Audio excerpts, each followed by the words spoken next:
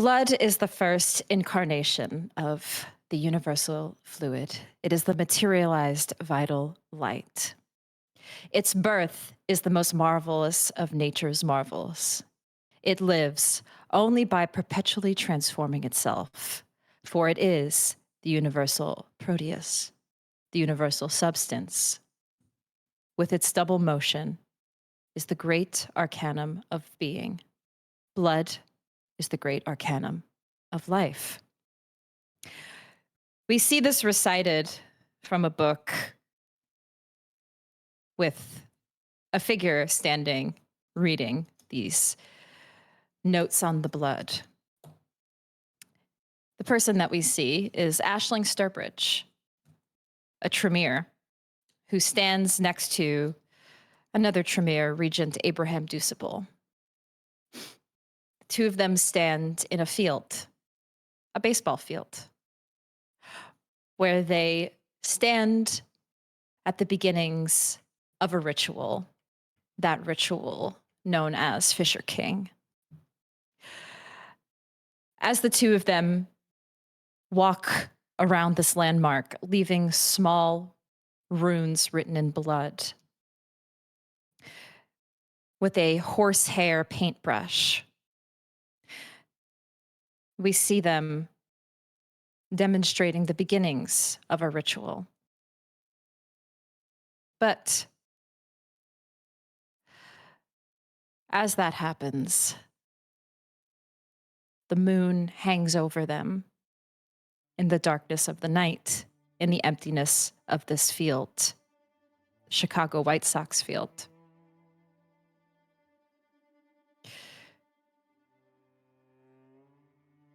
We cut away as time passes. Time passes for all of us, the Lysanders, and all of the kindred of Chicago. Where we left off last time we met was about a month of time that passed.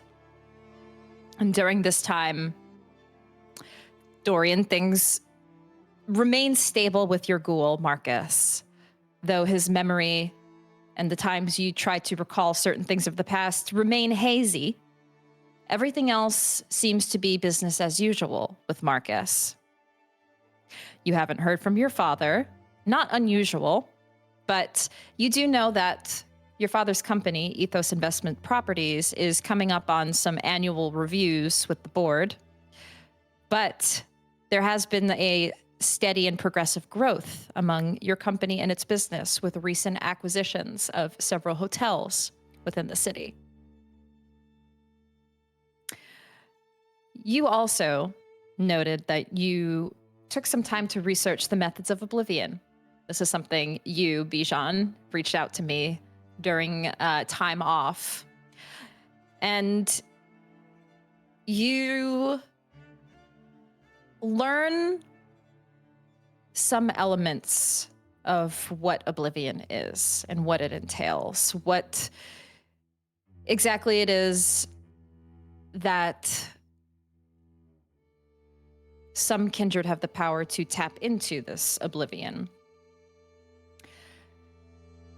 You know that it can be used as a powerful weapon, but it comes at a cost.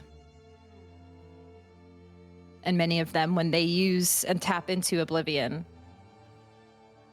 it takes a stain on their soul. There are other things you learn, but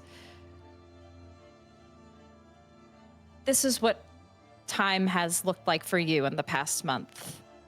There still are those uncertainties and tensions that remain, but nonetheless, you try to continue with business as usual. For you, Willow, this month entails growing the Anarch movement once again.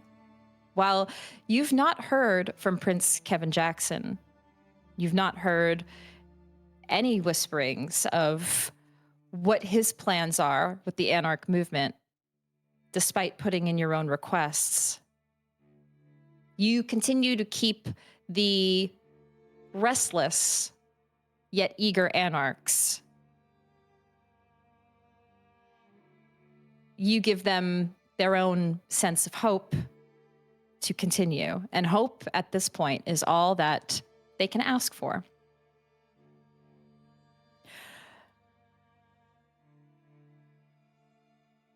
For you, Silas,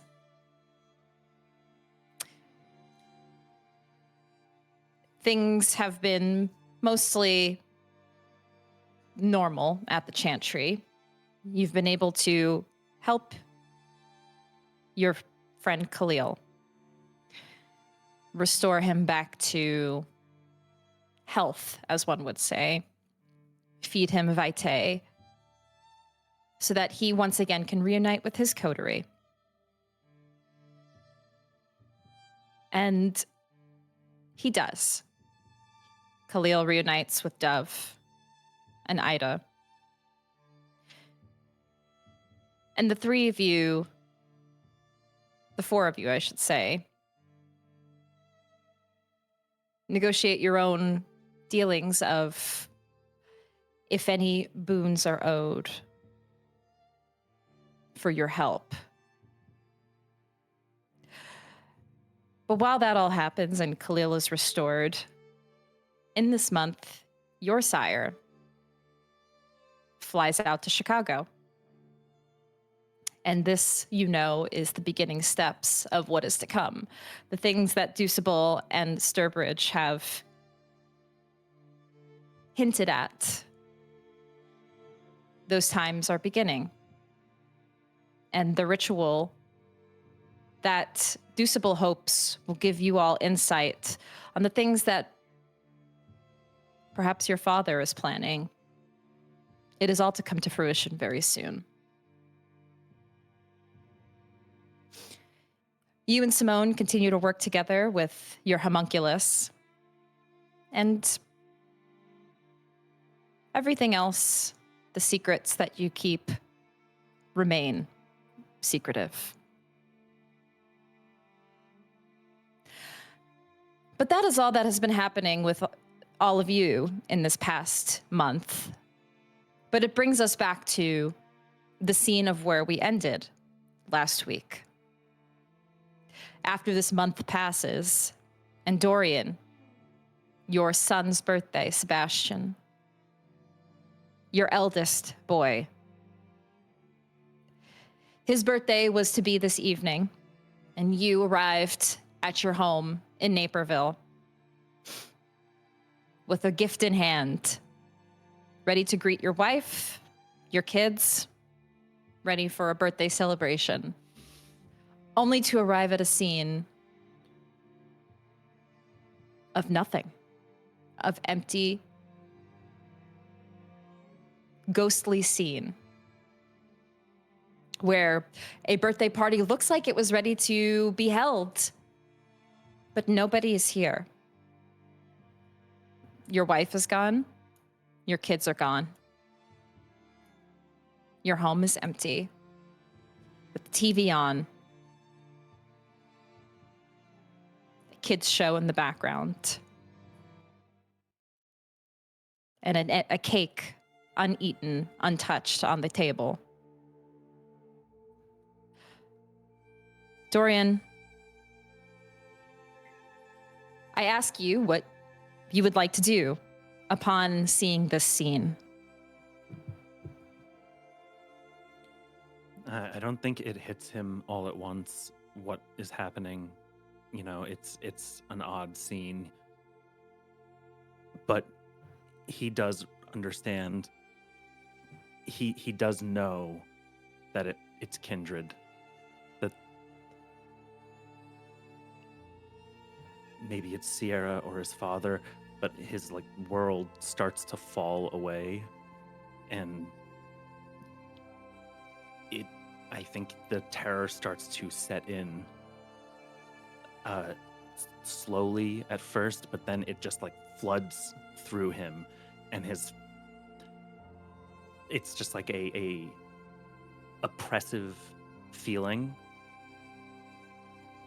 and eventually it builds up to such a point where he's clenching his fists, digging his nails into his skin, drawing blood, shaking. And it just overwhelms him. And I think he starts to violently take this out on his surroundings. He flips a table, he punches a wall. He punches it hard enough to break his hand. And I'm gonna roll a rouse check because he does have toughness. Okay. So we'll see. Okay. So he gets hungrier, and he's at hunger 3, and he just feels the beast just grow inside him as this rage consumes him, and all he can think is, did I let this happen? I should have done more. Where are they? And yeah, he's thinking as he slams his fist into the table, he says out loud, I should have turned her. We could have protected them. I should have just, when I had the chance, I could have taken Thea's power. And he realizes that this isn't going to stop until all of his enemies are dead. Not just one of them, not just a problem that's dealt with. You know, it's not enough to win. The game needs to be over. And he is I think he's going to immediately go on the warpath. He'll find Marcus. And he's going to set up a meeting. Shit. I think he's going to set up a meeting with Caden and with the prince. Or try to. He's going to try to, anyway. Okay. And that said, also, he's going to push on every mortal contact that he has, every lever that he can push on. You know, were there police around? Did they see his family go? What do they see? What, who was around here? Interrogating the neighbors. He's going to put every bit of Lysander power into that. And then he's going to find Silas and Willow. Okay. So you first put in the request to meet with the prince, and that request is heard. And they will be in contact with you when the prince is available to meet. Caden also reaches out and says that he is due to meet with you soon as well. And that the two of you will arrange a meeting in the coming nights. As far as what has been seen, I would like you to roll me a wits and you know what? Leadership. Because you're using all of the Lysander resources for this.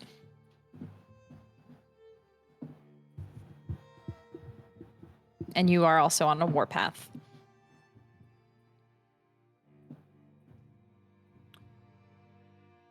Two successes, but I'm going to re-roll. Okay. Only re-roll one. Oh! That critted, so 5 successes. Nice. 5 successes. Okay, so you are looking to see if anybody saw anything, security cameras, anything. Yeah. 5 successes.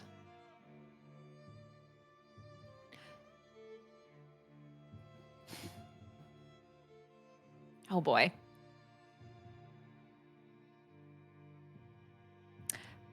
Dorian,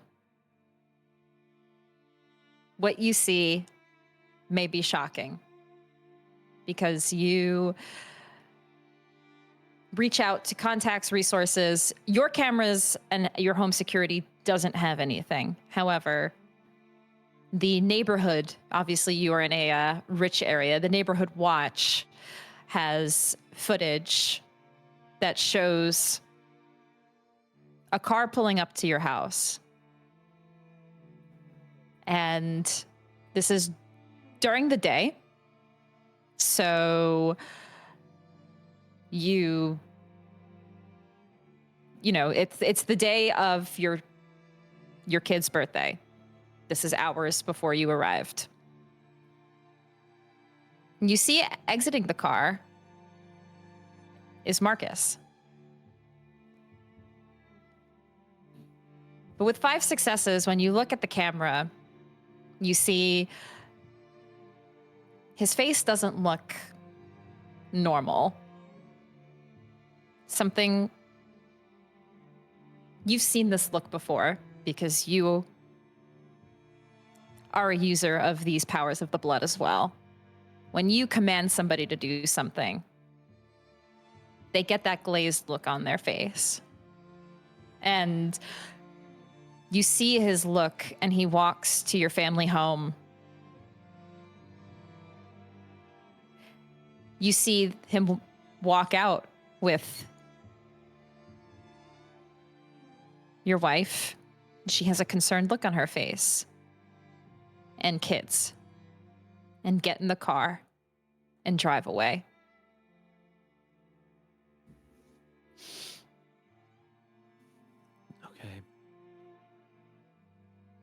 Okay, well.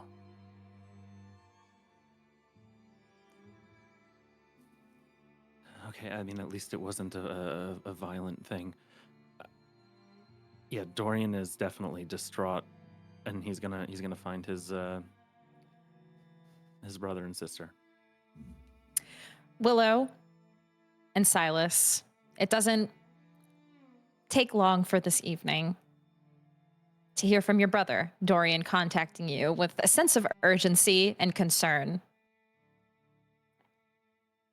And the 3 of you meet up. Willow, I would say you probably take your car with Lucas. Mm-hmm. And you pull up, pick up Silas on the way, and the 2 of you drive up to Dorian's. And Dorian, you see your sibling. Yes. Would Dorian have said over the contact what happened, or just like 911 need you now? Or I assumed I would have tried to find contact Marcus, right? So like before I saw the footage, right? So is he like with me now, or he's been gone? Marcus is with you. Oh. Hold up. Rewind. Is he so I'm watching this video, he's over my shoulder like doing Marcus things? Yes, I would say he's probably not watching with you. But yes, he's doing Marcus things, being all normal. Doesn't seem anything weird while you're looking at this footage.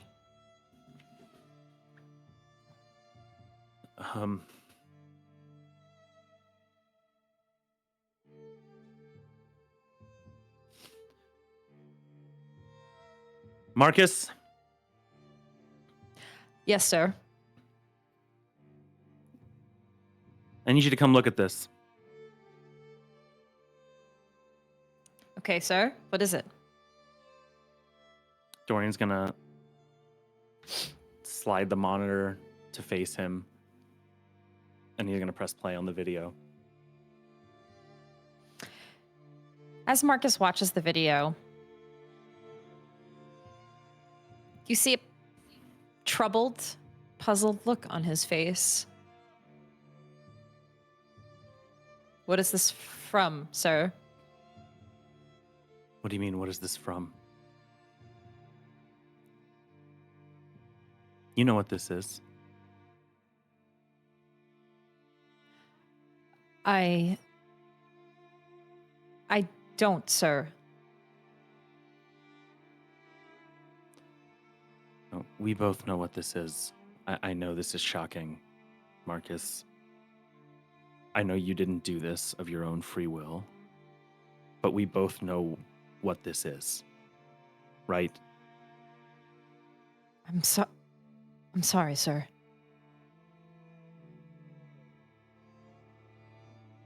And Dorian can't help but keep a look of...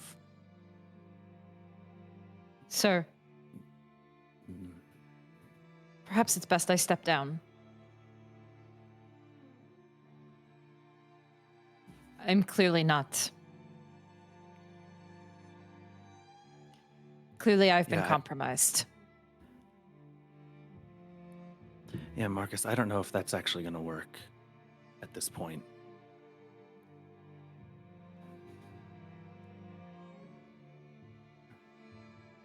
I need your help, whether you're compromised or not. So, some part of you knows where you took them.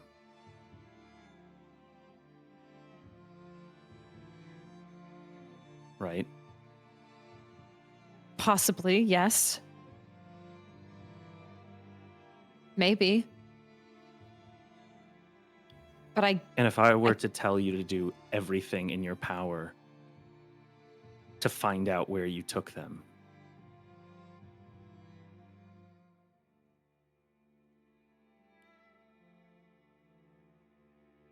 you understand, Marcus? yes. And Dorian's going to repeat it again, but he's going to use dominate. Yep. I want you to do literally everything in your power to find out where they are. Everything in my power, sir. I will do everything in my power.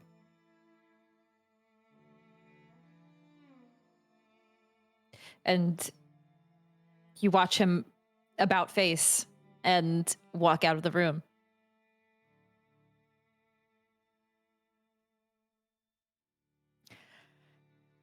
He's gonna... shit.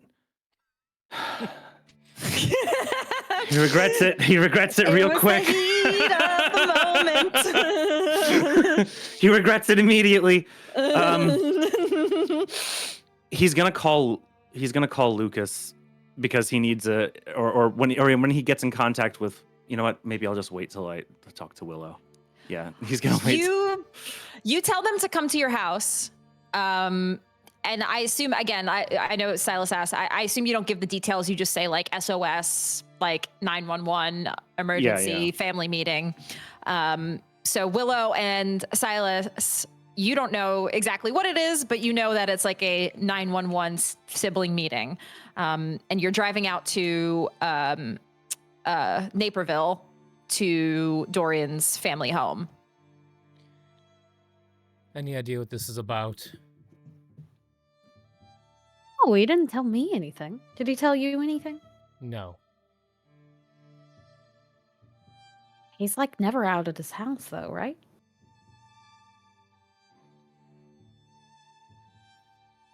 I don't know. I would like the two of you to roll a resolve intelligence. I forget what like a memory check is, but I want the two of you, I just want to see something. Just roll me a intelligence resolve. Okay. 4 successes. My little demi plane is... Oh, there it goes.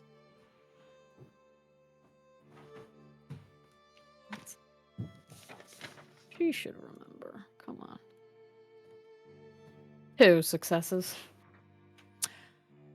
Silas, you remember that tonight is your nephew's birthday. Oh, shit. It's Sebastian's birthday today.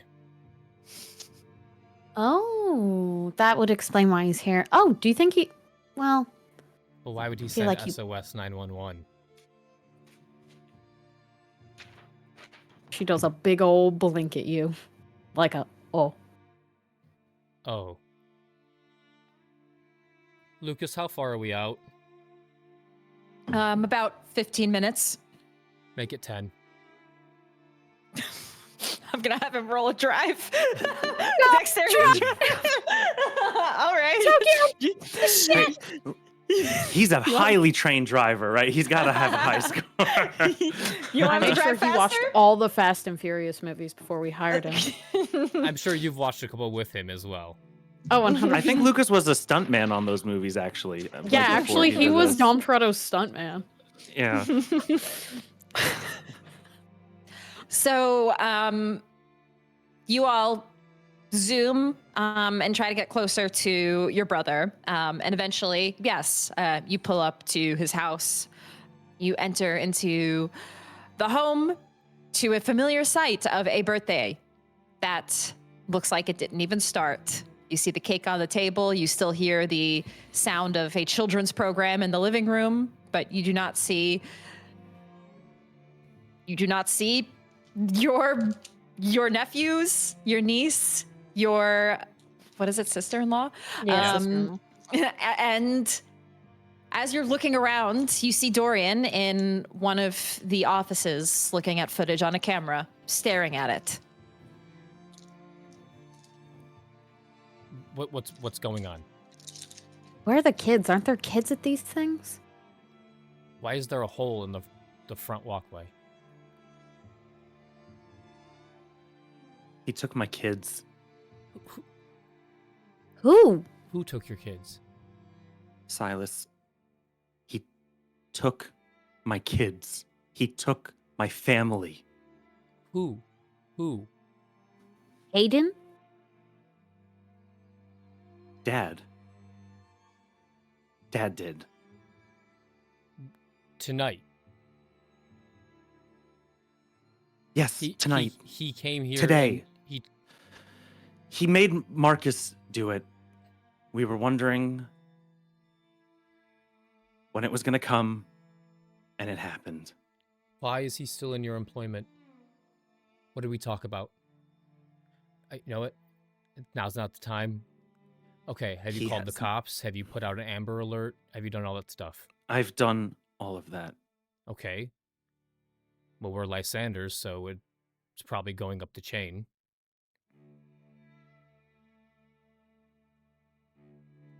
Well, that's where I got this footage, and he shows them Marcus doing this.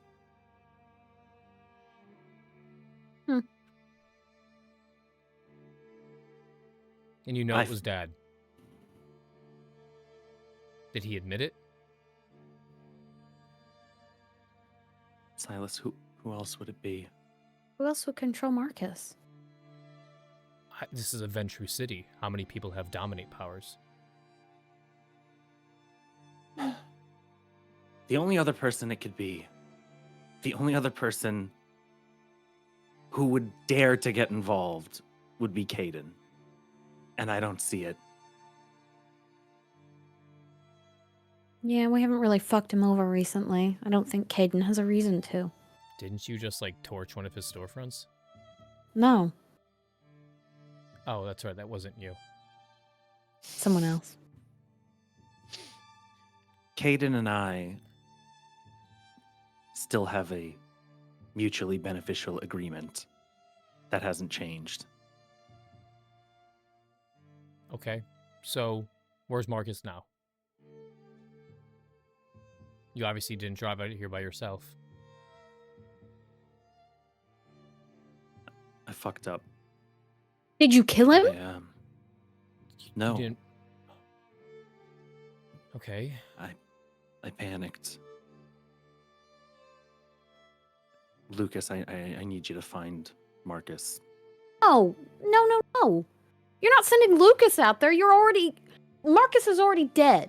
You're not getting Lucas killed. We can hire someone else to do that. Okay. What I sent him after my kids. I made him go after them.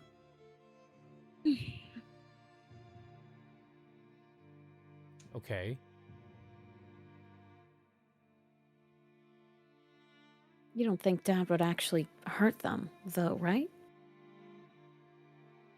Not kids. Not Not his grandkids, right?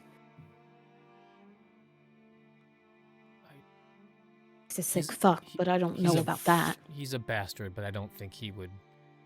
They're the last of his bloodline. You know how much he Are fucking you worships fucking that kidding shit. me? Are both of you fucking kidding me right now? Would he do this? Did we both not watch him? Did we both not see him give up our mother? I don't think he'd do it for love. I think Silas is right. He would do it because of his stupid legacy bullshit. I mean, we're expendable and Mother's expendable because she already gave him what he wanted, us. And you already gave him what he wanted, human kids. He's not gonna kill him. Not until they can keep doing this whole Lysander thing. Probably fuck him up mentally, but that's about it. That's it. Not to say we shouldn't No, be urgent in no. getting them, but That's Dorian, it. look. We know we're upset. Willow, Mhm. we are Yes. we are here for you. we're here to assuage your fears Nicely put. and support. My fears. Yeah. You know, you have a fear of flying. You know, you have a fear of heights. Ugh. This isn't a fear. They took my kids. And Silas. we will get them back. Dad took my kids. And we'll How get could he them do back. that? How could he do that? Willow, how could you think how could he do that? Because he's... How could he kill our mother right in front of us? How could he try to make us kneel? Forcibly. Look, we'll get them back, Dorian. He won't harm them. My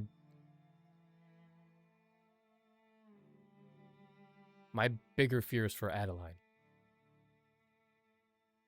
He's already gotten his use out of her. Yeah.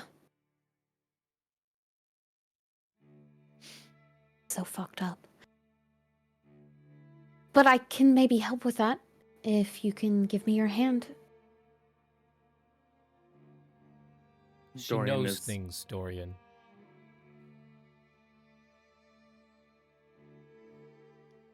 She doesn't know a lot. It's still breaking the rules. And let's find her quickly.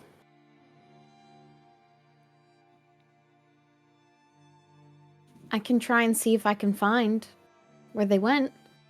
I know it's more based on a person's future, but ideally they're in your future. So I He's see gonna them. hold his hand out to Willow. She's and gonna he's hold look it at the tight. floor. Let's see if I can't see them. Them families. Willow, you know the drill. The Yep. rouse check, and then Yep. resolve in aspects. Surely someone out there has seen them. Okay. Little rousey poo. I succeeded, thank God. And I needed that. Then a little resolve aspect. Bloop.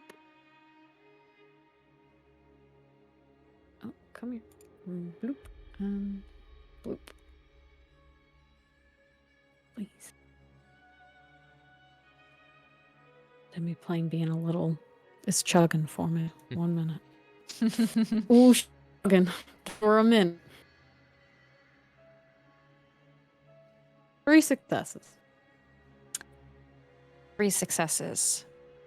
Willow, you grab your brother's hand and are taken to the familiar place. Familiar place in your mind. The twisting spirals of your eyes begin to widen. And within that, you see The streets, the city, the moonlight, as it casts a dark shadow across the lake toward the familiar river north and your family home. You see a dark looming shadow around your home. But you see the spiral of this shadow go down deeper, deeper, lower, below your house, below the building, down below, deeper and deeper. The spiral continues. And when you try to press to look deeper, to see what's there, what lies lower, you hear an angry growl. The darkness slowly consumes you, Willow. You feel it grab you and pull you, and you want to scream, but you can't. And suddenly, the fear takes you. And you're brought back. You feel shaken from this. Not enough to roll a fear frenzy, but it takes you.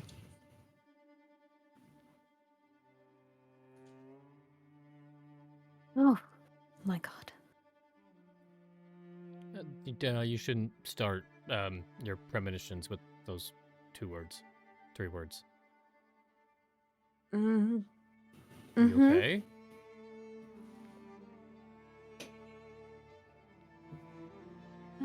What did you see? I don't think I've ever seen anything like that. You know, the visions, they never really bite back. What did you see? When it was very normal for a little bit, I was led to River North, to our house, family house, and there was this horrible shadow. I don't know, not like a normal shadow. The ship was the kind of shadow that feels heavy and icky over the house. And then I went below the house. It was like a spiral deep down below the house. But I kept going and went deeper below the house. And there's something under there. There's something under that house. And it wouldn't let me in. Whatever it was, it knew I was there, I think. It saw me. Nothing's ever seen me in these. Something saw me. Is this the same shadow that you saw talking to the prince a year ago? Something like that. This feels different, Willow. No, not the same. That was just an obscured figure. Someone I couldn't see in the picture. But this was like the shadow was a thing. And there was this growl. There was like a creature or something. The thing that saw me. That's what I... Dorian, you went down there last week. Did you see anything? When you grabbed the painting that you most desperately wanted. No. This was You didn't deeper see than some anything. basement. This is...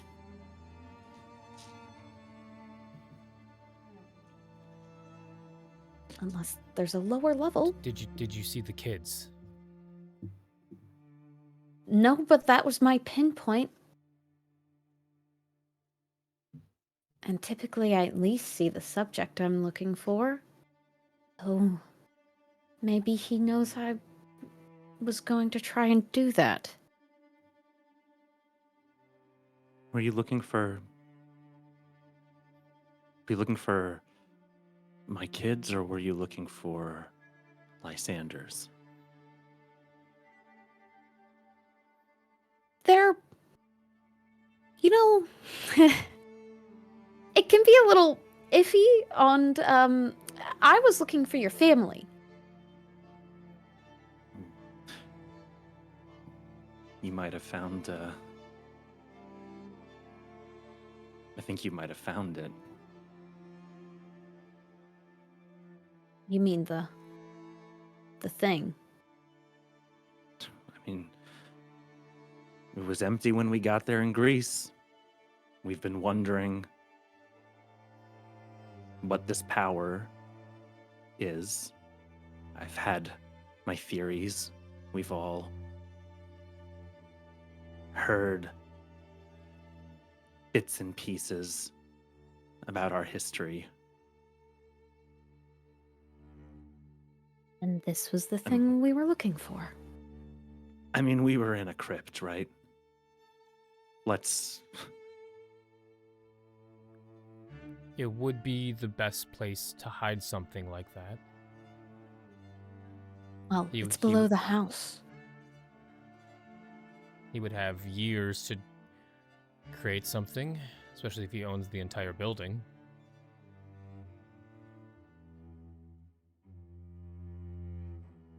It's odd that it would lead me there, though. Not that... I mean, I'm not doubting that that's where this thing is. It's just odd that it would take me in that direction. Unless it was connected? I mean, they're not the most straightforward things, but They always come true. But they always come true. And it definitely seemed like it was awake. Or if it wasn't, it certainly is now. But it was like it can be a future thing, right? Like, Oh yeah, it's a future thing. so maybe it's not awake right now because that'd be really bad. Yeah, but it stopped me from looking at it. Maybe there's I some don't- latent passive powers that these Maybe? ancients have. It'd be so easy if any Malkavian could find any elder or antediluvian that defeat the purpose of them hiding. Fair. I suppose that's a good point. Perhaps almost serendipitously, as you all are discussing this, you hear a car outside. And you look at the cameras and you see Marcus pulling up, exiting the vehicle. You sent him out. What are we gonna do with him? I'm just glad he's not dead. Dorian, There you are took worse your things. family. Not by choice. He still is family. I also want to make clear as a player, I don't think Dorian had Marcus like working security detail for his family these past months, you know. But I think they would have still trusted him and went with it. Like, I don't think it would have mattered, you know. If Marcus was like, "Hey, Or- we have to leave," they'd be like, "Oh, of course, Marcus. Like, we trust you." Yeah, they know Yeah. Marcus. Yeah. Yeah. That's the fam. And I don't think I wouldn't have told them about that maybe. Anyway, look, it doesn't matter what Dad made him do. He's still a part of this family. What do you... Dad has his nails in him so deep you can't even see the cuticles, Dorian.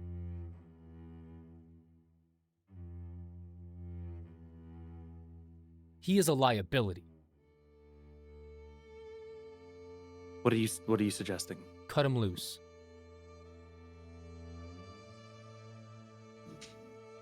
Like I told you a week ago. He's gotta go on leave. He tries to help us. He takes one look at Dad. Bam, he's Dad's puppet. Puts his gun to your head. It's not even a second thought for you, is it? A second. Now I'm the one worrying about you two. I understand Marcus. I'm not. Has been... I'm not saying I'm not going to have.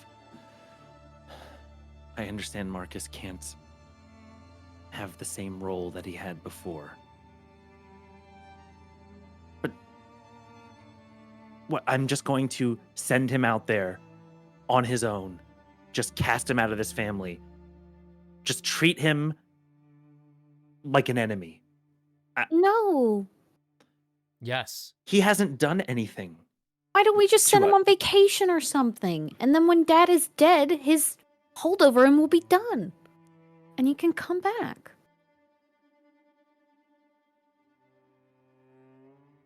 It doesn't have to be forever.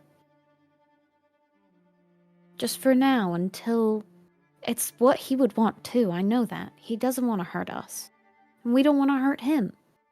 So until we can ensure that that's not going to be the case, we got to send him away. With the promise that there will be a time when we see him again. Or just send him home. Can't you order him to go home and stay there? Oh, that's true. If I tell him that, he'll never leave. And then you know where he lives, then you go to his house and you I don't know, dissolve the domination.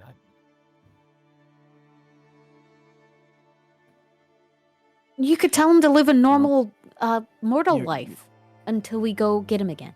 That wouldn't work because he'd go into withdrawal. Oh no, you're right. He needs to be fed. Correct. Marcus walks into your house and Marcus? walks toward the office. Hello, sir. I think I know where your family is.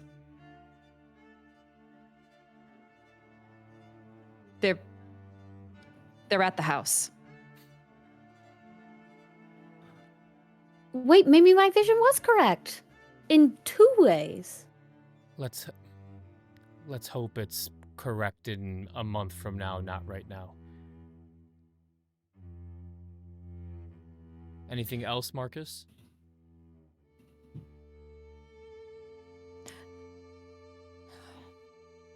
I think... Well, your father's there. Not surprising. And I think he's waiting for you. Oh. Maybe it's gonna be sooner than we thought then.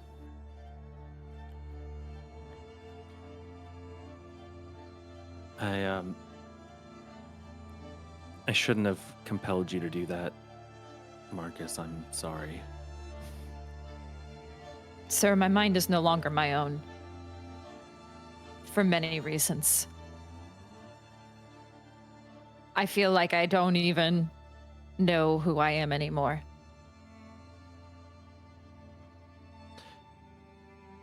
Marcus, you can be whoever you want to be. You will always be important to us. But you have to go.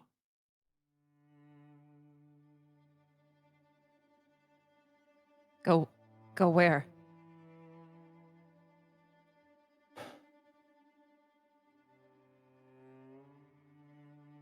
As long as Dad is still around, I can't have you near this family.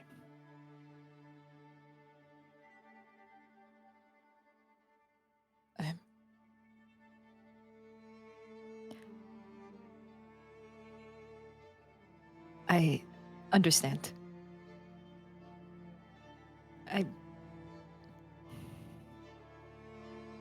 Your family is all I've known for the last 40 years.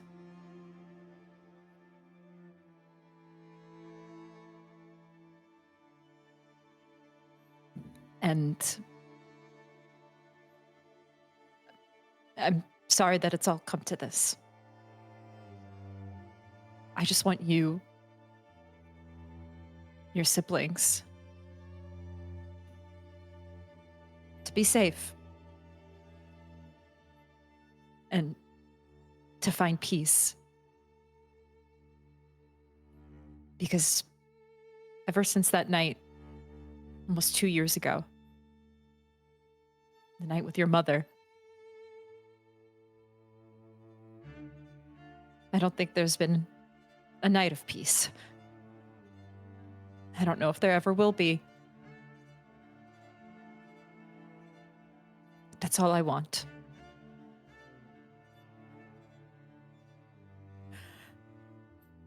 He turns around. I don't think Dorian says anything. I feel like Marcus understands that Dorian is gonna like set him up very, very nicely financially. But he is, as he's before he leaves, he's gonna tell him, he's gonna stop him right before he leaves the door. Marcus, you need to leave the city. He clarifies.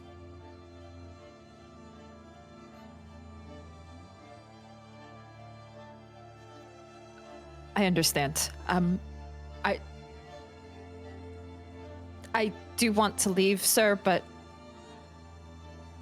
what happens when I get, when I need a top up? What does happen, Silas? It's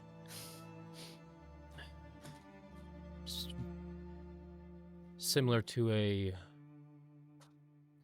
withdrawal symptoms, but it will most likely kill him if he doesn't feed. It'll kill him? Okay. Oh, okay. His body is dependent on Kindred Vitae. His healing factor, his aging. He just said he's been with his family for 40 years and he doesn't look a day over 35.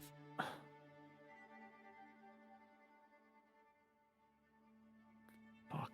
Okay.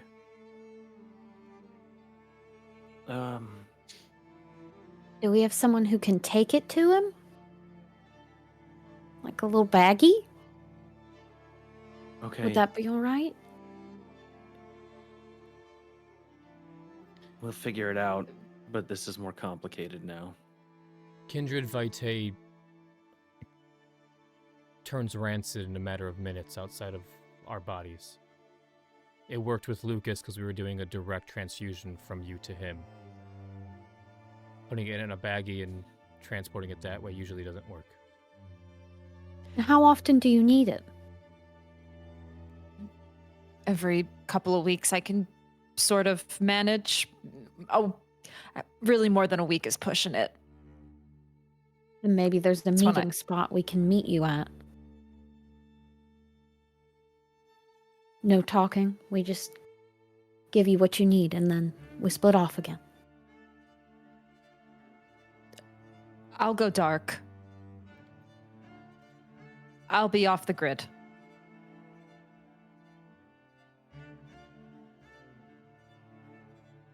Marcus, you're a trained soldier.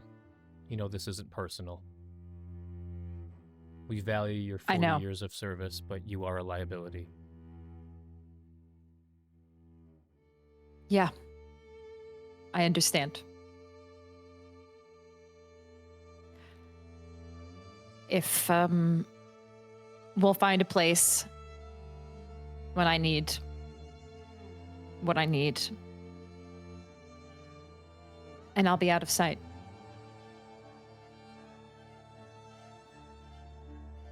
Dorian has your contact information. I'm sure we can be in touch.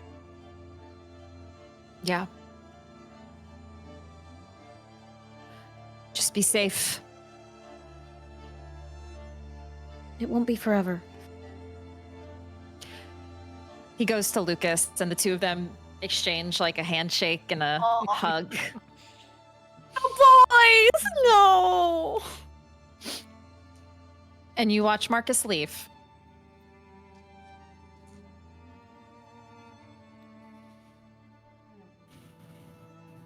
Leaving the three of you.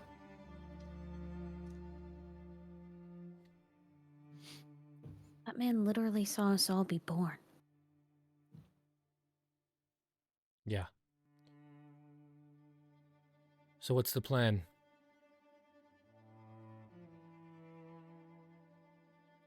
If your family's at the house, that's where they are. But Dad's there, and maybe also a ancient being. So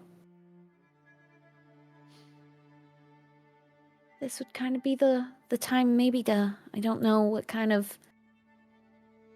I know, Silas, you need time for your rituals, but if you have anything quick that could guard the mind, or anything of the like, same for you, Dorian. It's what I intend to do if we're going in. I don't need to cast any rituals to guard my mind. Okay. We're just gonna go talk to him. We're just gonna go. I think going in there...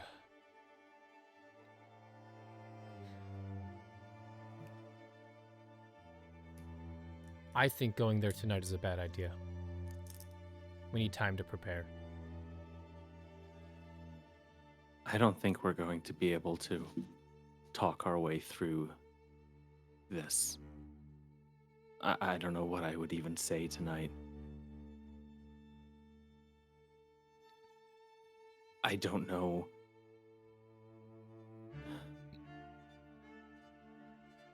If we go there and I lose my temper, or Dad decides to escalate, we've got nothing. We've got no cards in our hands. And I don't know if waiting makes that worse. But I have made too many mistakes being impulsive. And I can't make a mistake here.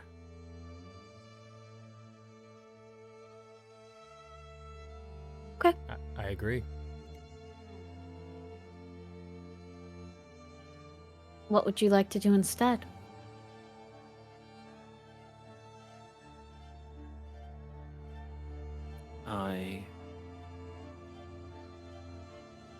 I want an army. I want every ally, every tool at our disposal. I want...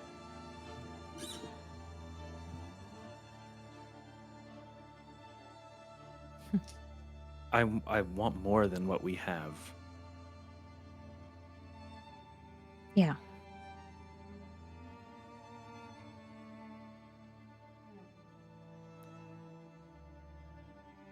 We need more power. We need to find out ways to get that. Whatever that means for you, Silas, I'm sure there's some Tremere bullshit locked away in a cabinet. Pick that lock. And Willow, you've got a lot of Anarch friends. Yeah. I am sure a lot of them want to see the head of the Lysander family fall. Oh, certainly. I can do some digging as well for the... through my methods and see if there's anything else maybe. And I have one more piece of leverage I can use. Is that old 9 mil on your hip, or what are you talking about? No, I think for once this isn't gonna come in handy. A shame. I'll let you know when it's done. It's not guaranteed. Okay. So what, tomorrow night then? 2 days, prepare? Okay. What are you thinking, Dorian? This is your flesh and blood. You make the call.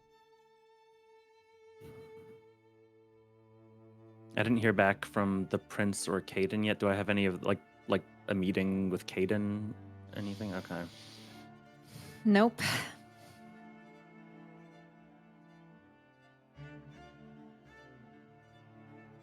Two days. 2 days. I don't think I'd be able to stop myself for longer than that anyway.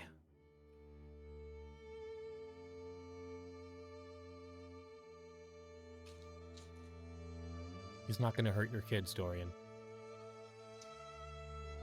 Like, Dorian's eyes flash with anger, and he just glares at Silas.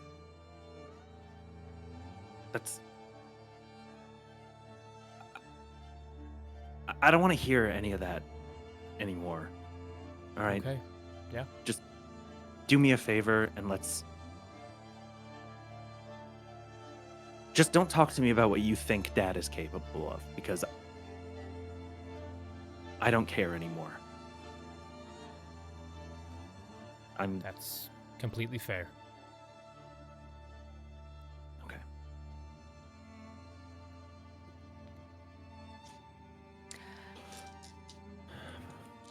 Okay. So the plan is to spend a couple of nights preparing and then regrouping to potentially go face your father. Correct. That is the plan.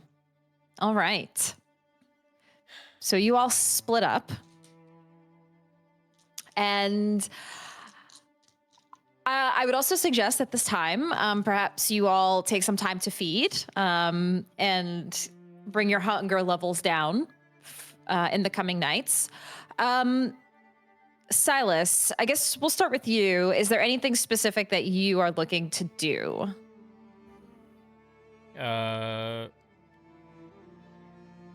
Yeah, tell Ashling and Deuceable at the potential antediluvian. To hurry the fuck up? Is it? Yeah, right. Hey, Or, guys. hey, it might be at my house, BTW. Yeah. Hey, you know this Fisher King ritual that we've been working on to protect the city? Yeah, not really needed anymore. Know exactly where it is. Did we buy a stadium for nothing? Good marketing tool. For nothing.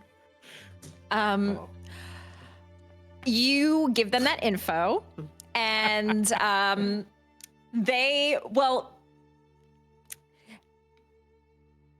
they continue business as usual, and they were like, "We're still going to do this ritual because we're not going to take some vision for all of its worth. We still need hard evidence and proof. We're Tremere. We're researchers. We need to know through the power of the blood, through blood magic." So they are going to continue with the ritual. Okay, fine. How can I help to make it faster?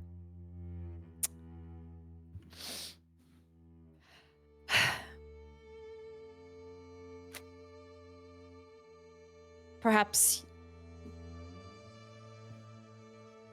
you can help with the ritual part of the process.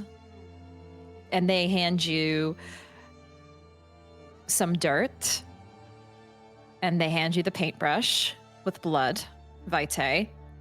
And Silas, I would like you to roll me a wits and streetwise.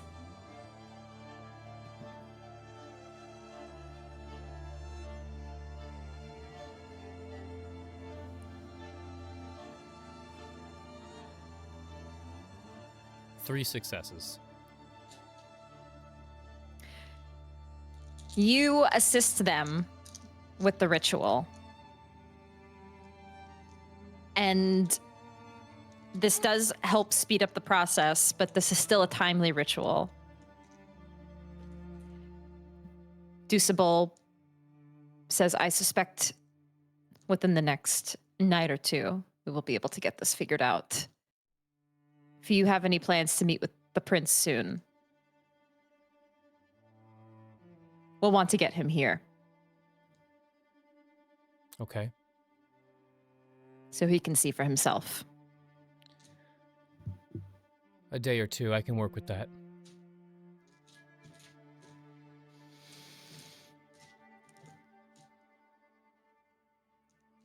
Everything going to your standards.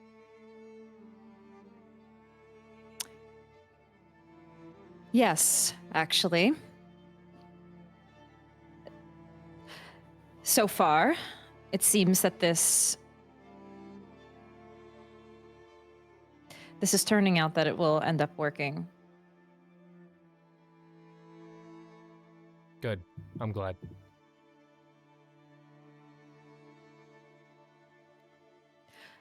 And Aisling actually asks you, Silas, you seem a bit high-strung this evening, wanting to speed up the process. My brother Dorian's children were kidnapped. He has Interesting. evidence linking my father to the deed. Hmm. As I've already explained, my sister performed her usual premonition, and it led her to the house where she saw some sort of shadowy figure deep down below the cellars that essentially attacked her in her premonition. Well, I see why your cause for concern rises. My brother won't stop. I was able to squeeze 2 days out of him by convincing them that it wasn't time to go tonight. That's why time is of the essence.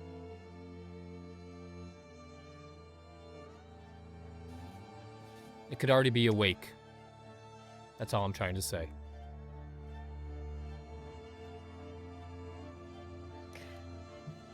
We will do what we can, Silas.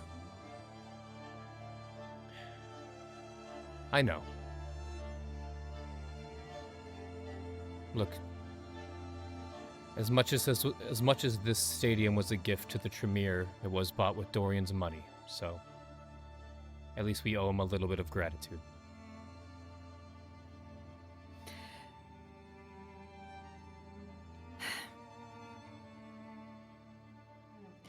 We will do what we can. As you know, rushing rituals is not something that is easier said than done. I understand, especially one of this grand nature. Things take time. Time is perfection. And this is one we don't want to go wrong. It makes sense. I'll leave you to it then. I trust you'll do what is needed in the time allowed.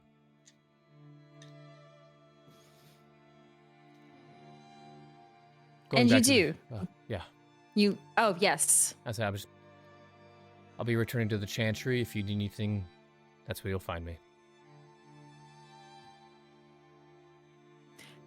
You leave the two of them and head back to the Chantry. Is there anything else, Silas, that you would like to do?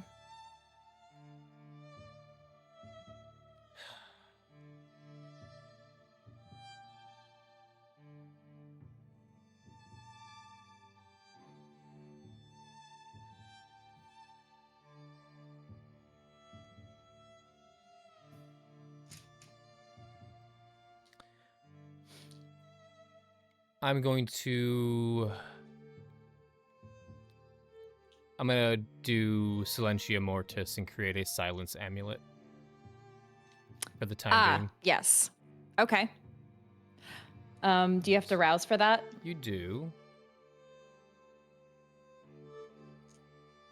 Oh, 1 second. My demiplane is doing a bit of lag. It's chugging tonight. Truly. That is a success. Okay. And then it is...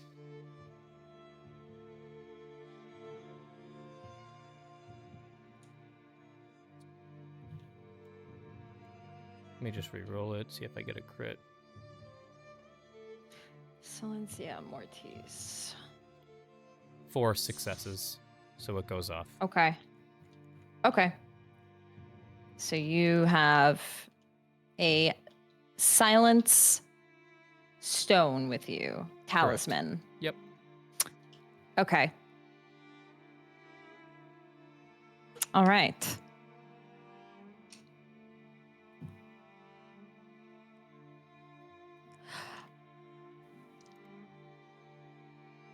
What about you, Willow? If I've got 2 nights to prepare, I think for the current night, Dorian said that we need more power. And she's got quite a few people who she could very honestly wouldn't even need to twist their arms. They'd be happy to take out a fucking rich Ventrue any day of the week. So that would be a conversation that she'd have. I doubt with any difficulty. And but the thing she would be more focused on is she remembers the way the night that their mother died and how helpless she felt. Hell, I mean, she accidentally stabbed Jacques, I think, that night instead of her father.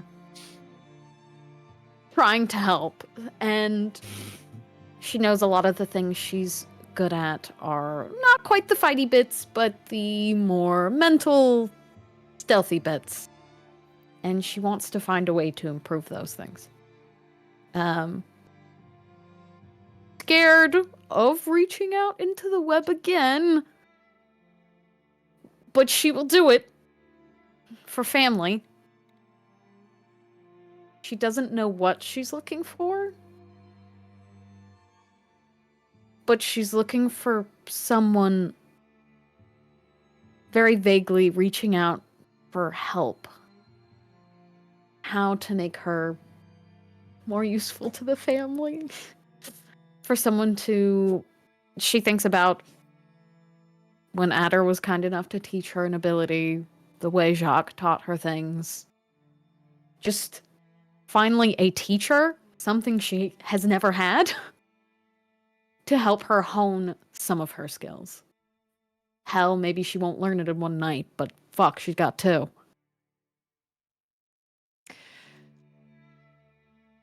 You reach out, and actually, let me just check something really quick, because I believe there is one person. Let me see really quick. What's... Hi, hello. Looking for a Malkavian teacher. Yes, and I am trying Phidias, to you remember. want to fight an antediluvian? Please. There Thank you, was Co. somebody. One sec.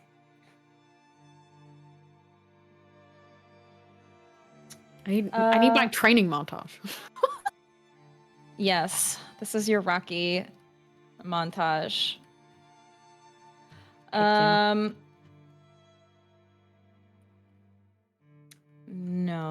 not. One second. Let me go down to. No, not them. Ah. Yes. Friend found. There is one individual among the Anarchs. She, her name is Bronwyn. And she is, you learn that she was once associated with the Camarilla, but she defected to the Anarchs, and she was mostly familiar with the old prince before Jackson. But she considers herself a spider within the web. Oh. And That's what I want to be. she's very in touch with connecting to the Malkavian cobweb. She sees a lot of talent in you, Willow. I think I might be able to help you. I would love that. That would be great. She grabs your hands and locks eyes with you. And she says, now look into my eyes. You will.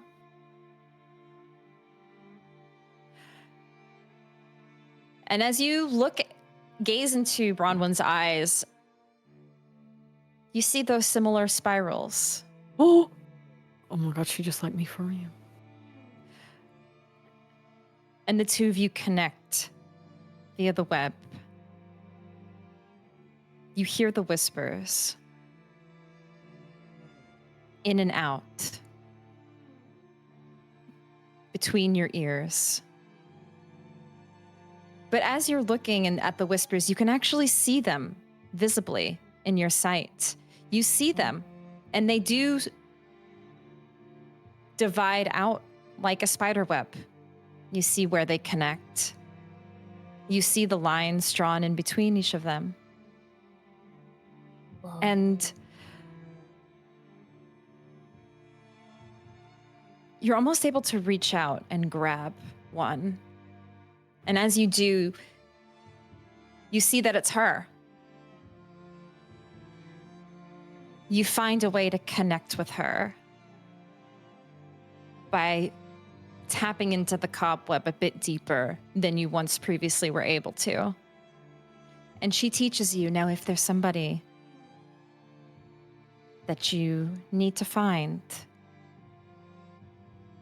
you just glimpse a little bit deeper. And you look into the web and grab it. And then I find them. Yes. Oh, that's cool. This will give you deeper insight than perhaps some of the more fleeting visions that you may see in other forms. Is this safe? Is anything that we do ever truly safe? Are we all just one more vision away from completely losing ourselves? Perhaps, perhaps not. But it will help you. Yeah. Could I ask you another question? Yes. Have you ever, when you've looked in here, sometimes I go and I look for things specifically. Have you ever been met with something that doesn't let you see? Like it sees you instead? Like a... Have you ever seen that? Sometimes, yes. If something doesn't want to be seen or found, it may fight back. Is it easy for things to do that? No. Perhaps it was warded or guarded. Oh. What kind of people would be able to do that? Do you know? Somebody much beyond my skill. That's for certain. Okay.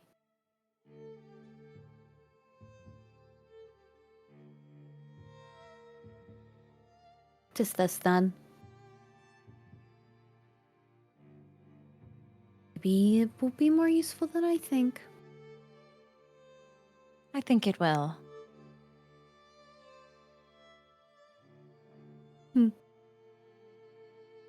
Thank you for teaching it to me. A while since I've had someone to help me out like that, so thank you. If you ever need more insight, I would be happy to provide. But don't move too quickly on your visions. That's a recipe for losing your mind completely.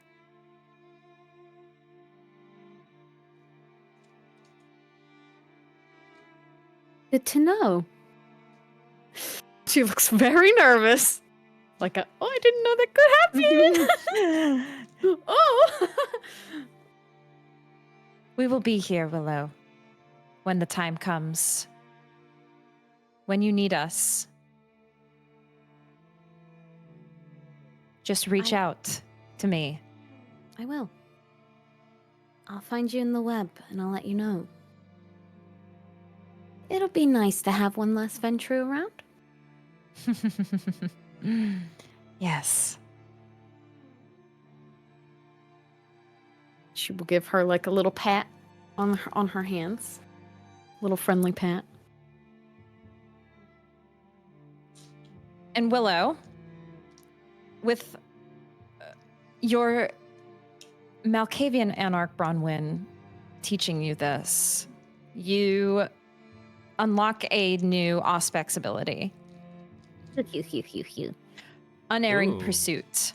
Ooh. So you may add that to your disciplines. And perhaps it may help you yeah. in the coming nights. Oh, it will. I'm gonna need it.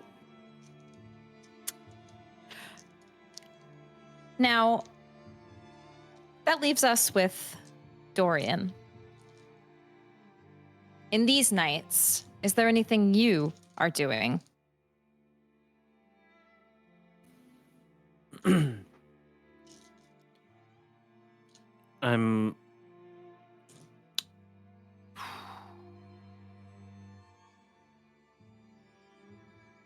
I guess not. I mean, if I haven't heard anything from the prince or the king, or the prince or the king, or Caden. The king. Don't tell him that. Don't tell him.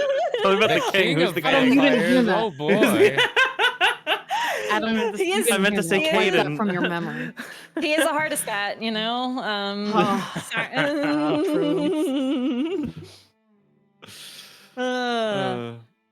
No. So if and that's okay. Perhaps in these nights, Dorian, you are stewing in your own anxiety at something, those who are the most precious to you, your touchstones, your family is gone. And that does mess with your psyche quite a bit. It may even come to a point where you, well, with your own compulsion of arrogance, you walk to the ivory tower demanding that you be seen by the prince. You are Dorian Lysander. And they tell you, yeah, okay, buddy. You wait just like everybody else. And the fact that Caden has kind of snubbed you off for these last couple of nights. You have made many contact with him and said that it's important. You have an important meeting, things you want to discuss. And he also has things that he needs to take care of, and that will be in due time. So it certainly gets to you and your mind quite a bit. And perhaps you stew on these things in these nights. Don't even have your ghoul. It's just you. Yeah, I think that makes sense. Now, for the three of you, as we get to these two nights, I think what I'm going to do is, normally, yes, I would like to have you rouse check for every night, but also I'm going to have you feed. So let's just have you roll your feeding checks, unless for some reason you don't want to feed. But roll your predator rolls, and we'll see how you do. 3 successes? Yep.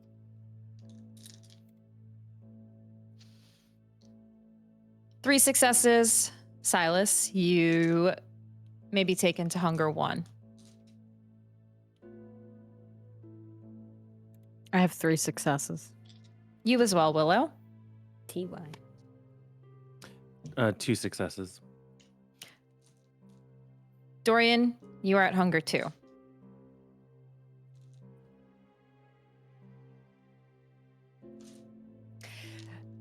So that's your current status for the 3 of you in these last couple of nights. Do you regroup after the preparations are made? Yes.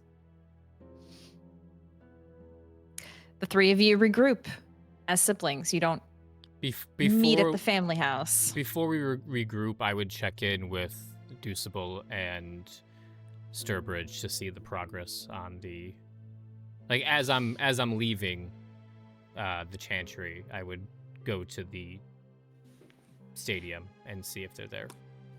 The stadium looks different on this night. You see it completely covered in sigils. Thankfully, it's the off season for baseball because this is going to require a lot of cleaning up before spring training starts, and before we get in the White Sox start returning here. But this ritual looks like it is near ready.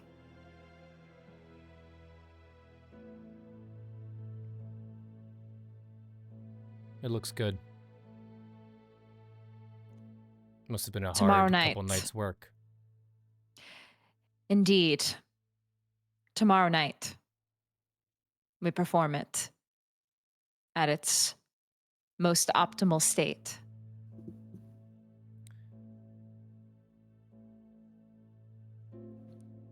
I leave tonight to go confront my father. That was the plan with my siblings.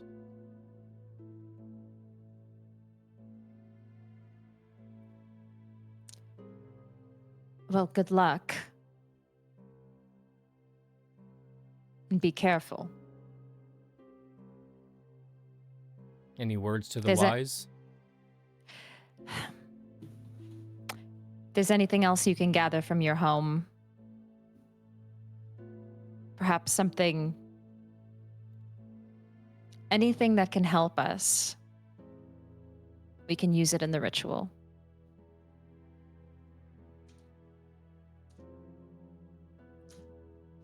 To help identify any other details that you have on your current hypothesis. I'll see what I can do.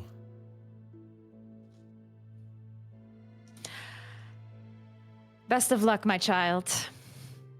Thank you, sire. Hopefully I'll see you tomorrow night. Hopefully. And Silas will take his leave.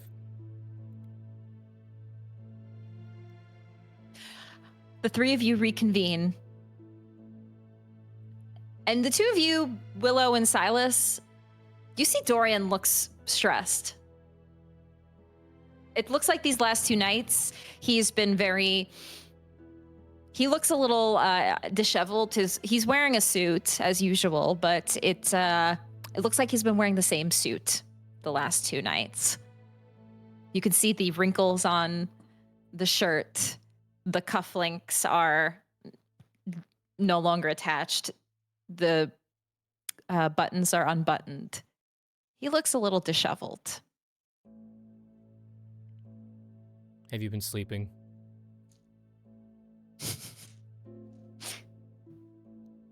Yeah. Okay. So tonight was the plan. Yeah. No way I convince you two to wait out another 24 hours, could you? You gotta convince him, not me. The Tremere ritual is almost done.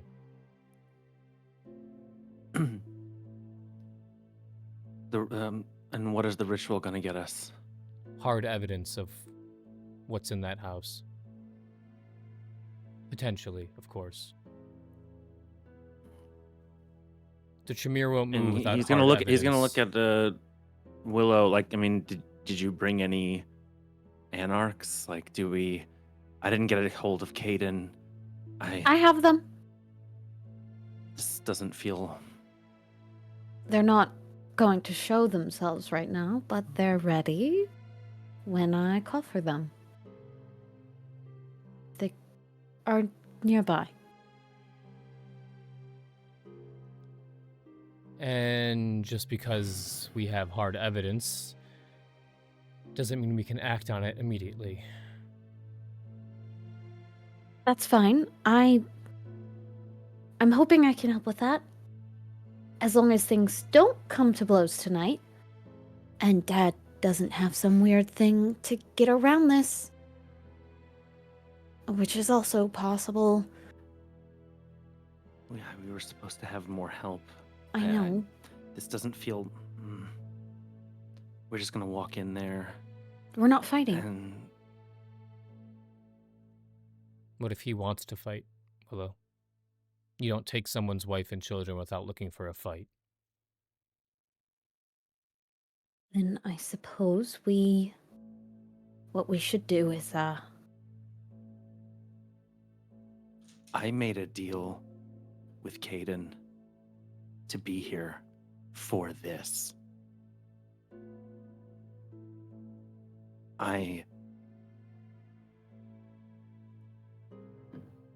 This can't go wrong. This isn't just.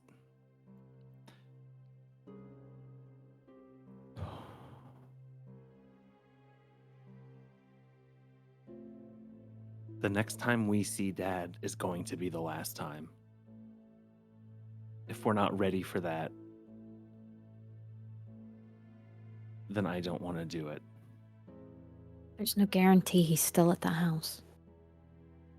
No, he is. Marcus said he's waiting for us. He's probably been there the last 2 nights, sitting in that stupid long table in the dining room.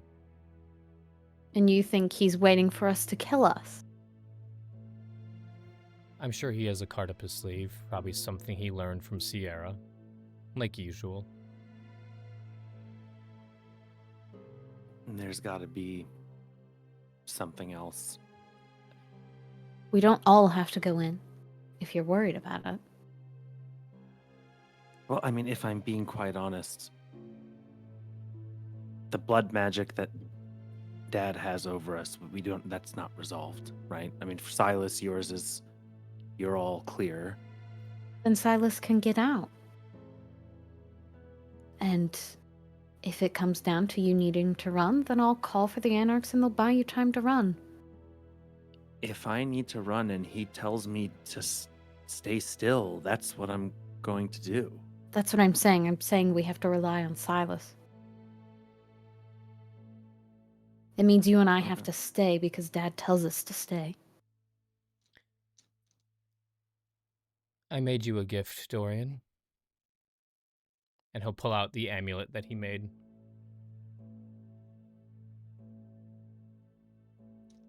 Does this look familiar? Yeah. This will be great when we do finally get Dad. We won't have to fucking listen to him. Domination usually works by spoken words, correct? So if he can't hear it. If you can't hear his orders. Correct. I actually don't know exactly how all of Dad's. Dad didn't teach me anything. So I assume from what I can do, this would help. Most of it is spoken word, but some of it is also skin-to-skin contact. Tremere can also learn domination. I just choose not to.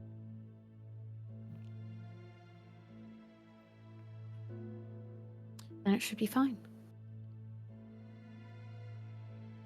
It is a 6-meter radius from the amulet itself.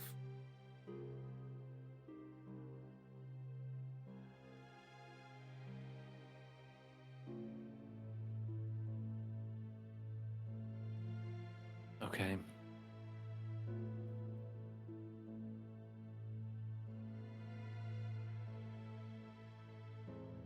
Okay. All right, I guess we go in. If you're not comfortable with this, Dorian, we can wait. We can wait. No one's making us do this.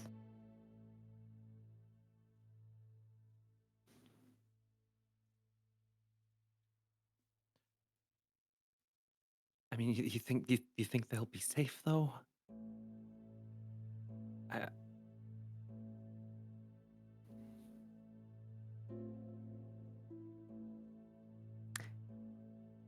Can I ask a question?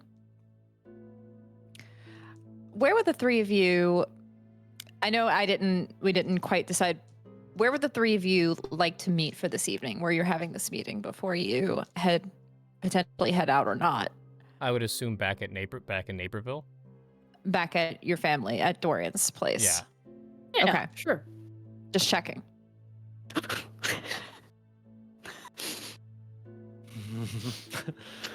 Just checking.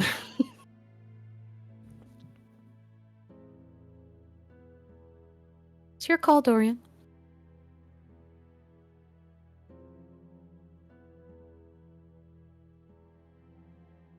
No.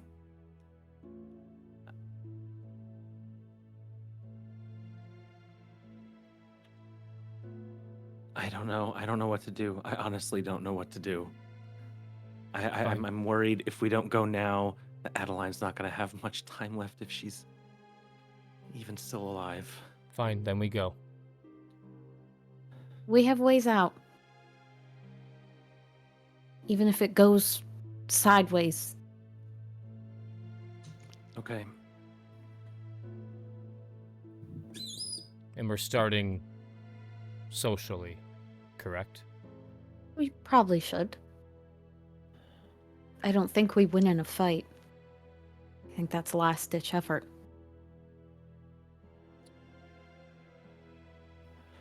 The goal is to get Adeline and the kids. Yeah. That's it.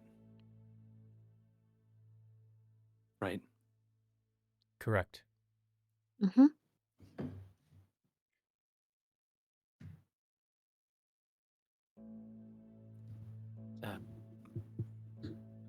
You should do the talking, Silas, and I promise I'll actually shut up. I should do. I'm not one for conversations with him. You're the more linguistic one. You're the politician. I'm just gonna probably bungle it. I mean, I can. I'm not opposed to doing it, but fine, I will. Let me talk to him alone first, then.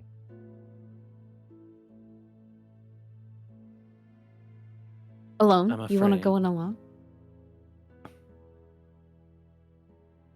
What was that, Dorian? I'm afraid of it going poorly.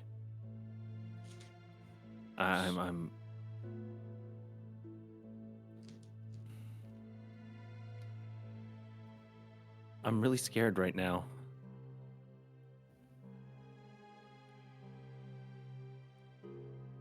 And I'm worried that when I'm really terrified, when Dad wants to push the screws in, that I'm not going to keep control well enough. And I'm going to tell him to claw his eyes out with a kitchen knife.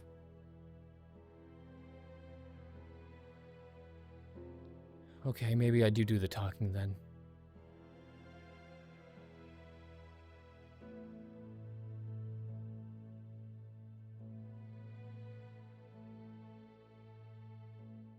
We go in Okay. together then. Yeah, I think we should be together. Okay. Let's get going then. Let's. May I prep something in the car ride over? Yes. What would you like to prep? It's an ability I would like to use because I don't trust this motherfucker. I would like to use Mind Mask. Okay. And I'll do my little arouse check for it. The vampire can craft the illusion of a completely different persona, hiding their true thoughts and feelings to anyone who uses supernatural abilities to read their mental state, aura, thoughts, or similar. Those who look into their mind see only what the user wants them to see. If Sierra's there, Interesting. I don't want her doing no weird shit to my brain or peeping in. Okay. Or your father. Yeah, I'm just prepping. They got a lot of abilities that do that, and I'm not. No. I took this a Yes. long time ago to save myself from this man. Yes. Roll. I'd like to Okay, do so this. roll your rouse check.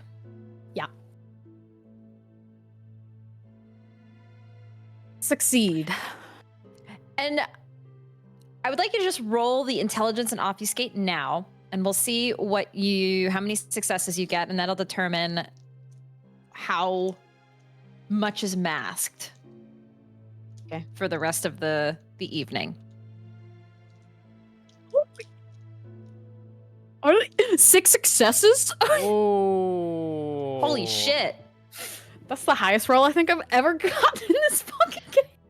So you are completely masked for the rest of the evening. And anybody who tries to peer into your mind will see exactly what you want them to see. You are completely masked for the evening. Real. Thank God. And the three of you head out. It takes about an hour or so to drive to your family home. And during this time, the air is tense, but you see Willow in her own thoughts for a little bit. Prepping.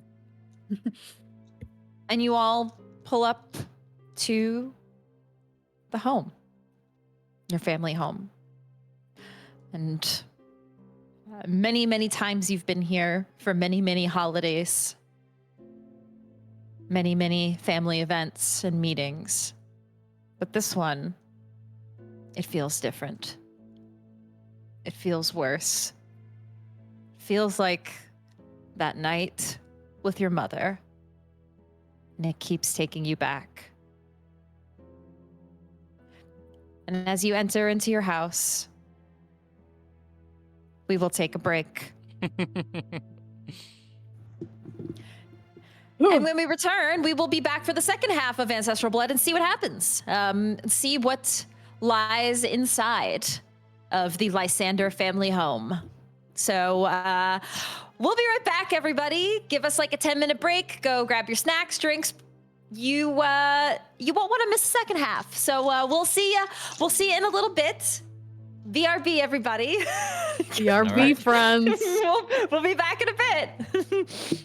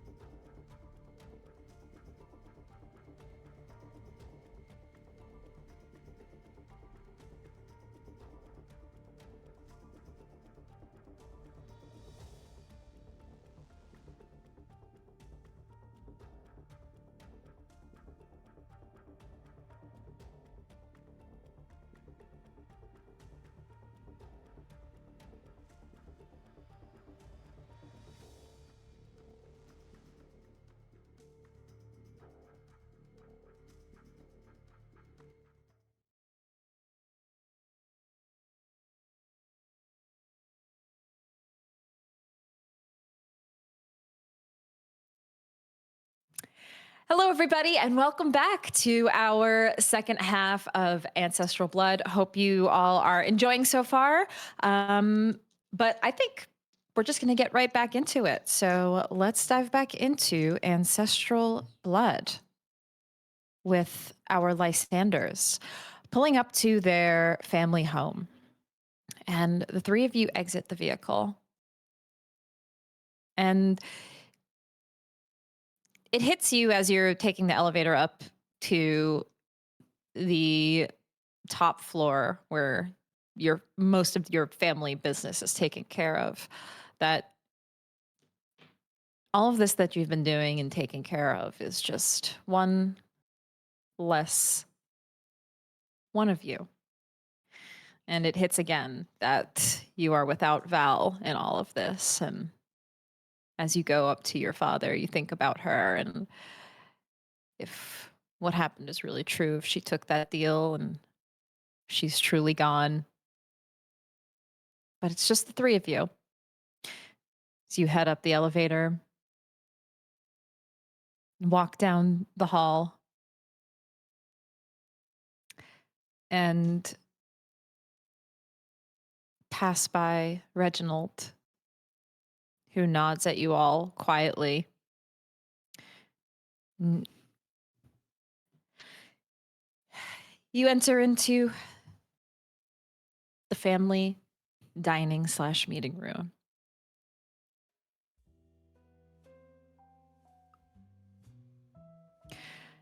And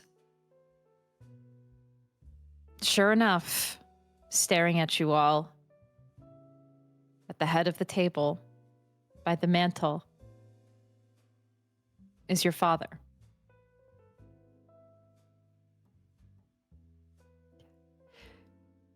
It took you all long enough.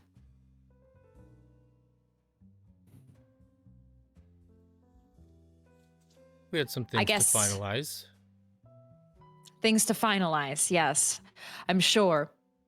I guess Dorian doesn't care enough about his children to immediately heed the call and come here.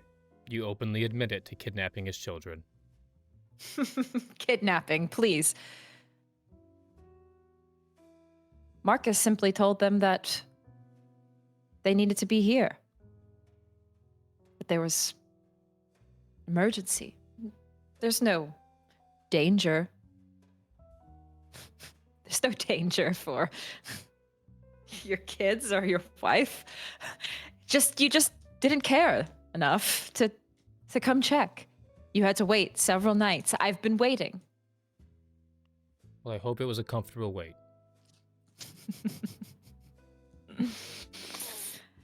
Why? Why? Why are you the spokesperson now, son? Sure. Are the two of you just going to sit here and remain silent while this all happens?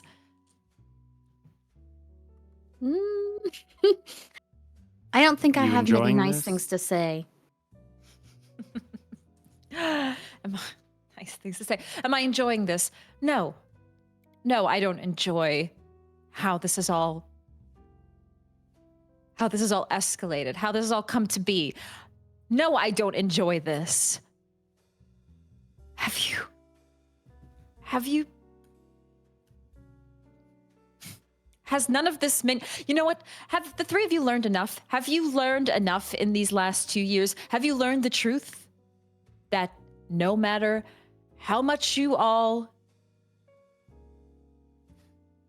try to not be like me, like your horrible father who never loved you or cared for you, that the truth is, you're all my blood. And there's no way that you're not going to be like me in your own unique ways. You just had to do things your way. You had to meddle in everything. You couldn't just do as you were told. We're not children. Yes, you are. actually. You are children, because the night you were all embraced into this life, you became children again. And you just had to listen. But you didn't. We did. We listened to the prince. Is that what this is all You- about? The prince is not going to help you now. The prince isn't going to help any of us. The prince is not going to help this family because Dorian wanted to make it in his best efforts to try to turn the prince against me. Well, guess what, Dorian? I know. I know what you've been planning. You know how I know?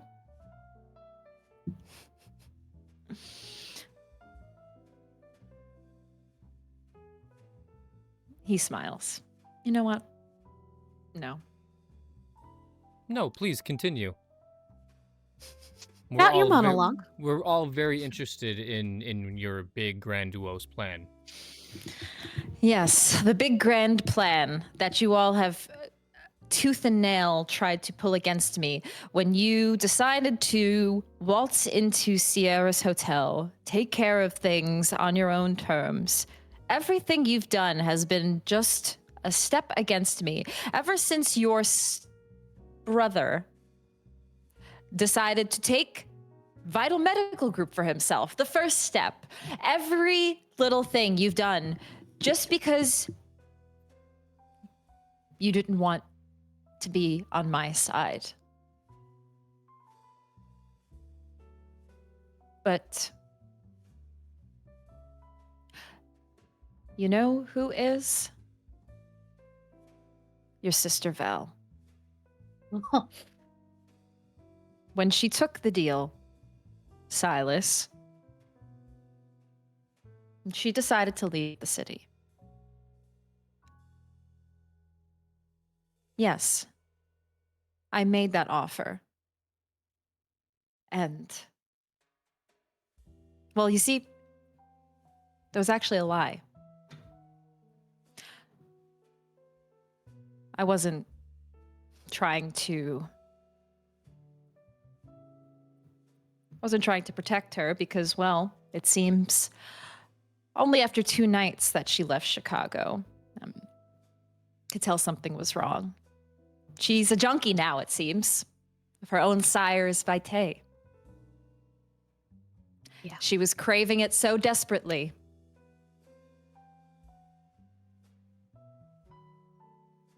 I couldn't keep it controlled. But she was so desperate to see her sire again. She was so desperate for just one more taste of her sire's vitae that I had her tell me exactly what it was that Dorian had told her about his plans, confiding in his sister to try to get the prince against me.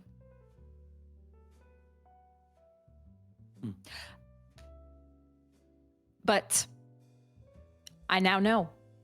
I know that you went to Greece. I know that you went to our family tomb. I know that you've been working with Jackson. I know, Dorian, that you know now the secrets of our bloodline, how it works. That we have a certain power in our blood that no one here understands. Do you even understand it, Dorian? That's the thing. I don't think you do. I think you understand, but you don't. Should tell you about Alan. That's a good question. Yes. Your baby boy suffocating in that tomb.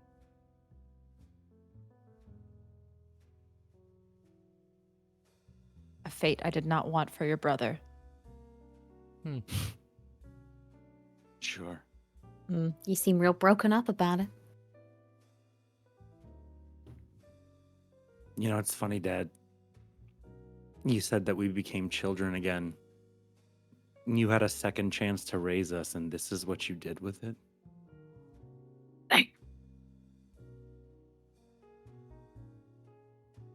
That's the thing, son. Even if I was to give you my love, you never wanted it.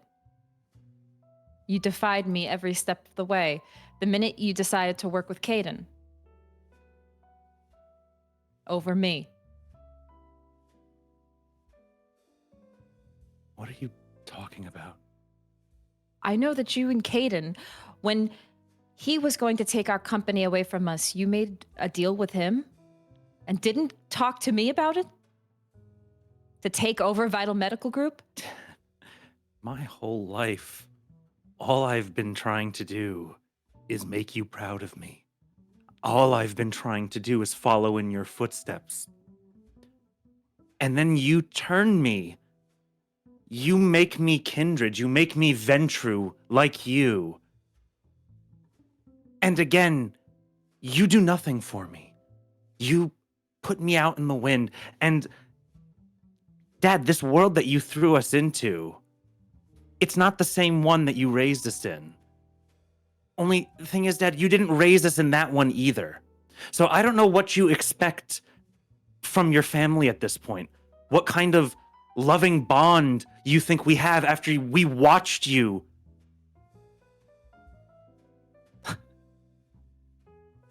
After we saw how you treated our mother. No, you can say it. He killed her.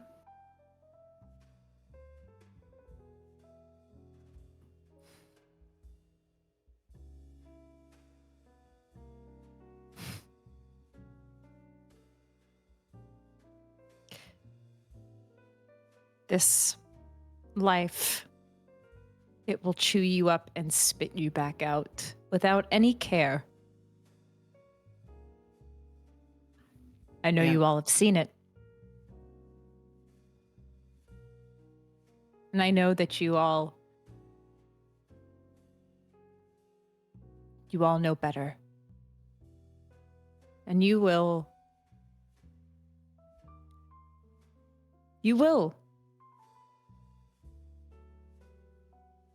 come out stronger from all of this. Because you are my children still.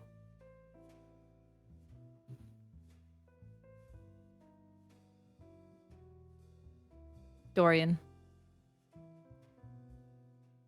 He looks to the door and somebody has in their arm pulling in your wife into the room. You see?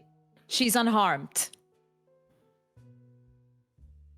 It's interesting, you know, Dorian. When I brought her here, she tried to pull a fast one on me. She tried to escape. But the thing is, I saw in her eyes, she's a junkie too now, isn't she, Dorian? She was looking for some vitae. She's gonna need yours. Or maybe I just give her mine. Or maybe I already did.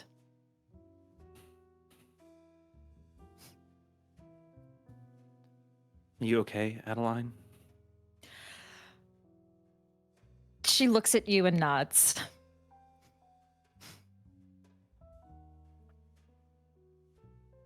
So, what do you want?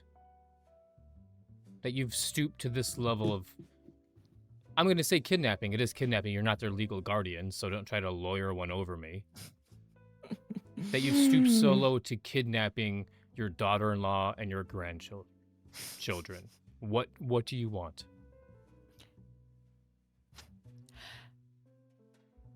Well, son, what I want... What I want is our bloodline to continue, which is why, Dorian, I'm keeping your children, and you are not going to see them again. This is too important, you see. This goes beyond you and I. This is our bloodline. This is our ancestry. This is our heritage. And I need to make sure that they stay with me moving forward. But you can have your wife back. You can't be serious. What the fuck are you talking about?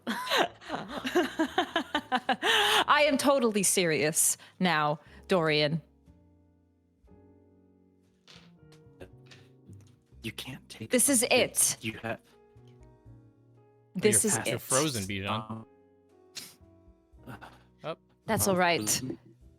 Because he won't be talking anymore. For the three of you, it's been enough. It's now time for a baptism of fire. It's time for you all to rise from the ashes of that fire. Eventually, the three of you will turn on each other too. And tonight I will prove that. And he is going to pull out 2 vials. He holds the vials in his hands. As he's doing that, Mhm, my mhm. amulet, I would like to activate the amulet. It's how far away? It's 6 meters. So 6 meters? How far are we from him? I will tell At the you, dining room table. sure, he's within 6 meters. Oh no. Oh, great. not That's even gonna worse. matter, It doesn't homie. even matter, huh? Is he going to? Has he looked at me at all? Is he about? I assume he's glancing between us. He does look at you, yes. That's all I need. I just need him to look for a second. I would like to use unerring pursuit. If we're about to Okay. do some shit, I'm planting this before he leaves. Okay. You go ahead and do that. I believe you have to rouse check for it. I do. I fail. So let me mark my Okay. hunger. Okay. Let me pull it up. So just roll me a resolve and aspects Yes. to see how long this will linger upon your father.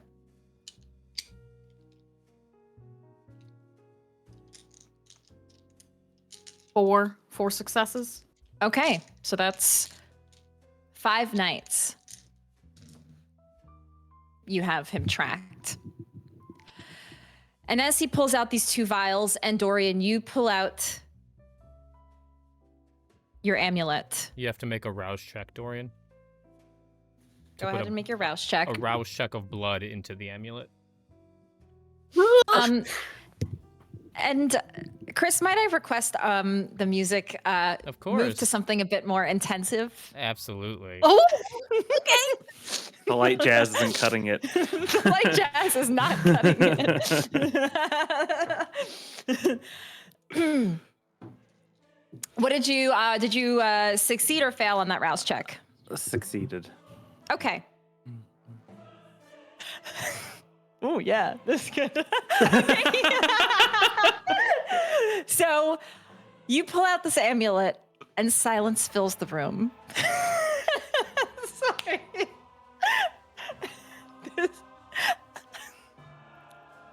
It's too epic. Is that it? Do we go too far? In the Too other much? Too direction? much? too much? Is it too much? I thought we were fighting. I thought we were fighting. Yeah, if we're fighting. This is good fight music. This is good. This is good. Okay, no, this is actually serious. Okay, so All right, I'll swap it up a little bit. Yeah. Oh, yeah, this is nice. okay, this is good. This is good. Silence fills the room, but you see the glare of your father in the 2 of you, Willow and Dorian. And as he shakes these vials in his hand, Oh. the power needs neither eye contact or verbal command. Oh, request- Jesus. I am not even. I'm just reading this out. The request is The silently 2 transmitted things. from blood to blood. Oh my god. My protections. The 2 of you feel Oh, like you need to freeze. I am Yes. imagining this is not going to matter probably much at all. But does unswayable mind have any impact on any checks that I might be making? You know what? Yeah, go ahead and add your unswayable mind to what I would like the two of you to roll, Willow and Dorian. Resolve an occult. Things I never use. Resolve Love I'm that. okay in. Occult. Oy. Yeah. That's the wrong brother. Yeah. This ain't looking too hot. Okay. I got one success, homies. One success. 4 successes. Me as well, or with, just a, those with a two? reroll. Nope, just the two of them. I don't like that. Run. Just run. Yeah, you're in trouble. Hold I'm on. just a little baby. I don't even I know can why I do had you one. roll this, because Yeah, clear. No. your father's rolling manipulation dominate. So just think about that for a Ventrue. I hate to see that. Okay. Willow and Dorian, the two of you freeze in this room. I assume none of you were sitting down during this conversation, standing tensely in different areas of the room, but you feel frozen, like you can't move. And Dorian, you look at Adeline. She stands there looking at you with fear in her eyes. And Silas, I would like you to roll me a strength and athletics. Oh, you're about to be restrained, boy!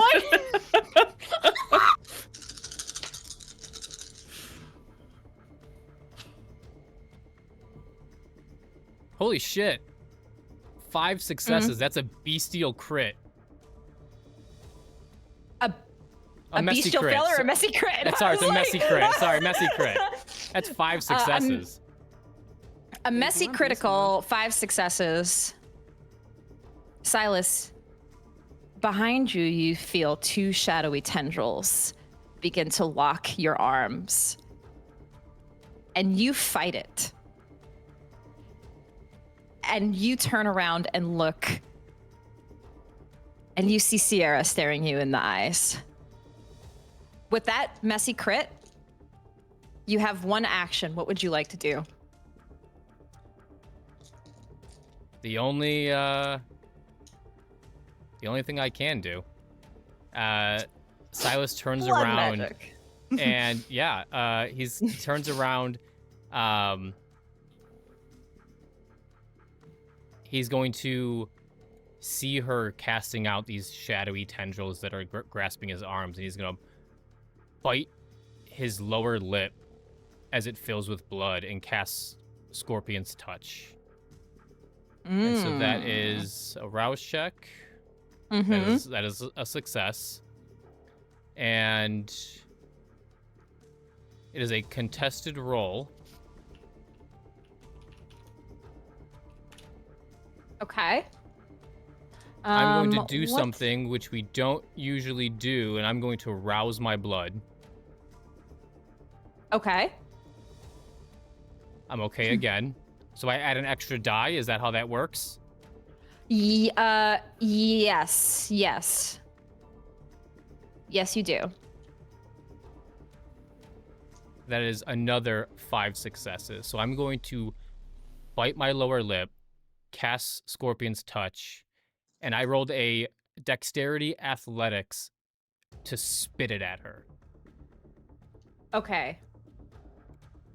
So she so can you rolled dodge. 5 successes. She can dodge if she wants, like any ranged Okay. attack, it says. Okay.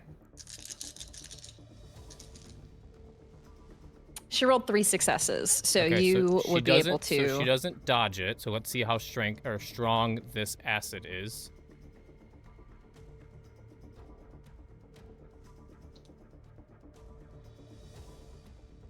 Is it for one roll, or is it for like the scene when you rouse your blood?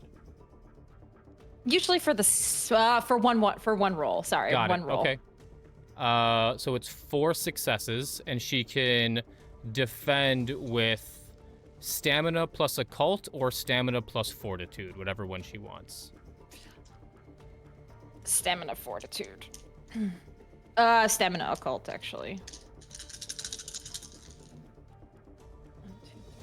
4 successes? Correct. That's what she rolled. So that's for So yeah, so the damage is strength plus my blood sorcery. Okay. And I rolled 4 successes, and she rolled 4 successes on to resist it. Real quick.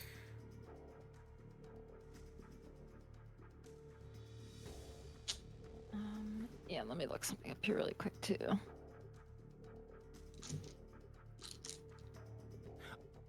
Oh, does she have fortitude? Sorry. No, she does Vampire- not. So she has to roll stamina plus occult. Yeah, that's what I rolled. Got it. If the user wins, the poison does the margin and aggravated health damage to mortals and in non-halved superficial health damage to vampires. So if it's contested, it doesn't hurt her. Okay.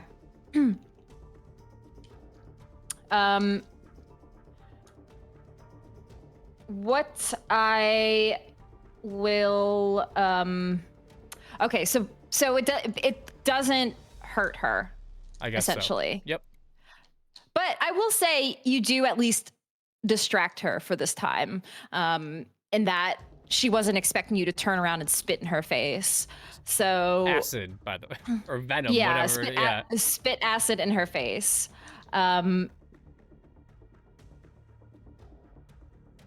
So as you do that, she kind of just like grabs her face for a second. Dorian and Willow, you both watch this frozen and can't move. And your father gets up and walks toward you, Silas. And in the silence, he can't actually do anything other than go to grab you as well. Okay. So he's going to try to grab you. You can roll me a dexterity athletics or a strength athletics.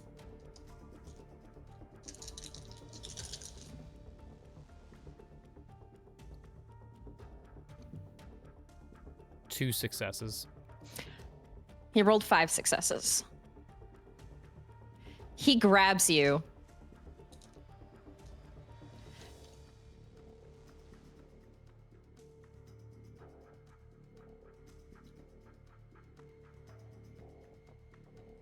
And the scene fades. As everything fades to black.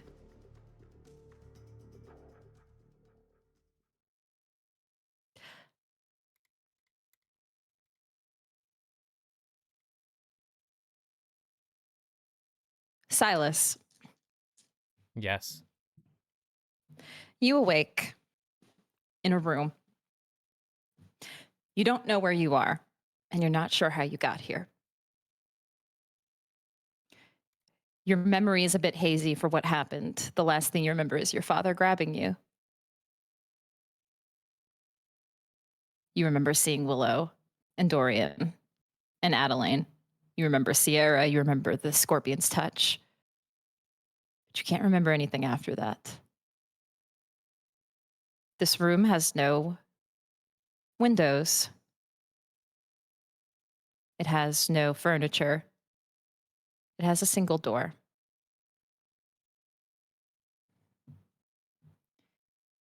You don't know what day it is. You don't know if it's day or night. It is dark.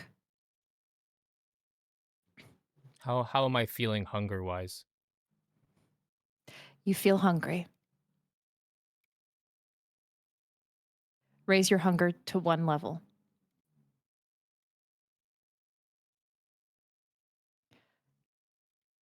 You hear a quiet voice whisper in your ear.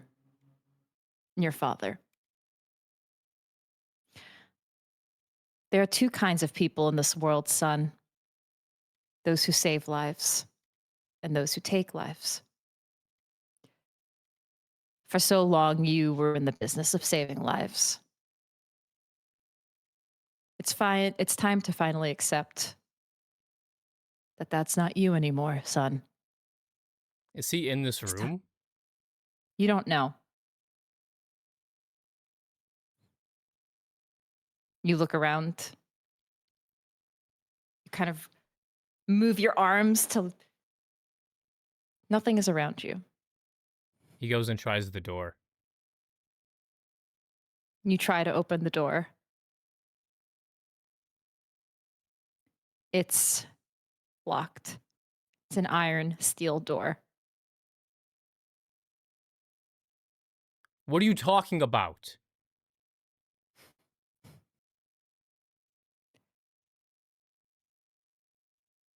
How about you show need to yourself when we talk about this?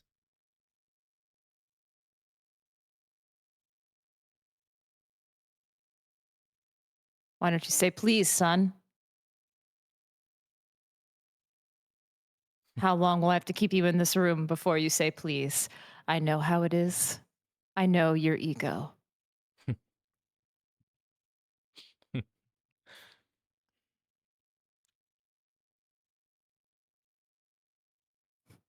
I can last out a few more days. We'll see about that.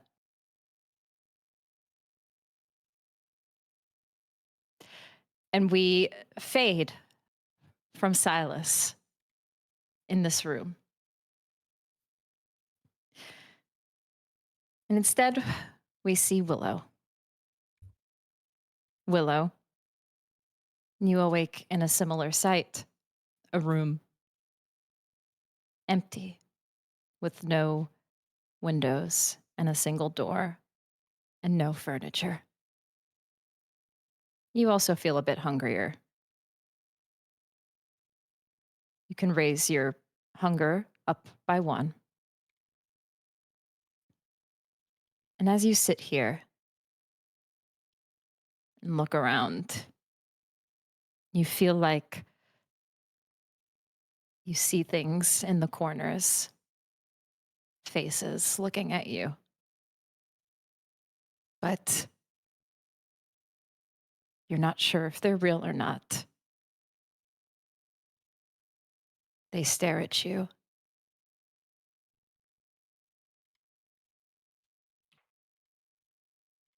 It's your fault. It's your fault. It's your fault. You did this. You killed us.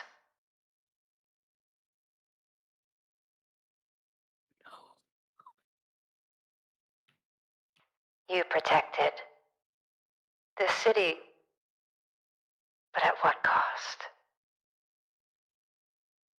But at what cost?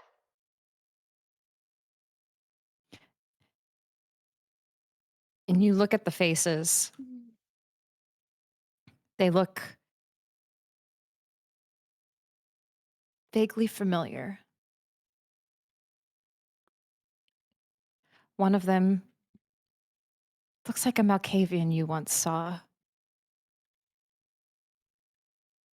And then as you're looking at the faces, you turn again and you swear you saw Adder. Oh.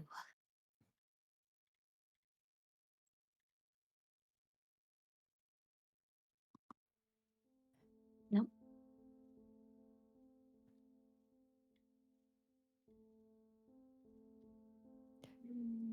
And you did it, Willow. You stopped.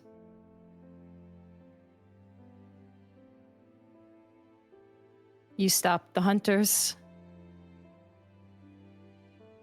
They are no longer a threat to Chicago.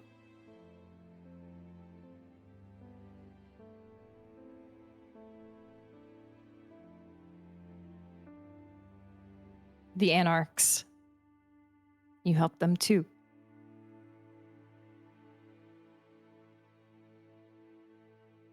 It's not I you. think that.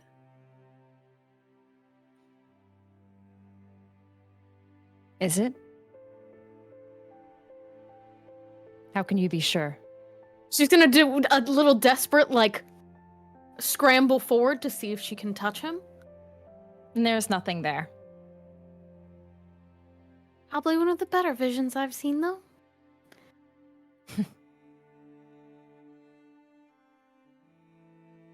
Not horrible company. Wow, Yeah. I guess that's pretty fucked up. Having visions of my probably dead boyfriend. Probably. It's... Maybe that's part of the territory with you, Willow. It's just... You know how your mind is? Yeah. Guess you can't get rid of me. I won't complain. If I have to have a million voices in my head, yours is definitely the best. Just don't listen to all of them. Sure. How about just yours?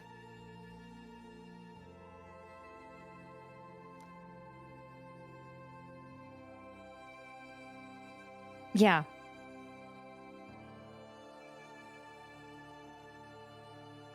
I know I'm just talking to myself, but I have Monty and he's okay. I know you'll take good care of Monty. I just gotta get out of here first. He's probably really hungry. And Maki. What? I She mean, fumbles both- around. Machiavelli isn't there. I don't think it's hit her until in this moment. Where the fuck is Machiavelli? She stands up so quickly, and I'm going to start banging on that door with all my strength. Screaming for my fucking baby. And as you do, the vision of Adder fades. Because your mind is not there anymore. My fucking rat. It's your fault, Willow. You did this. You killed me. You killed all of us. You killed me. You did this. And the voices persist and continue as you scream and cry and slam on the door, begging for Machiavelli, trying to overpower these voices that continue to rant and scream in your head until you can't take it anymore. And you spiral. And you give into your compulsion. Yeah.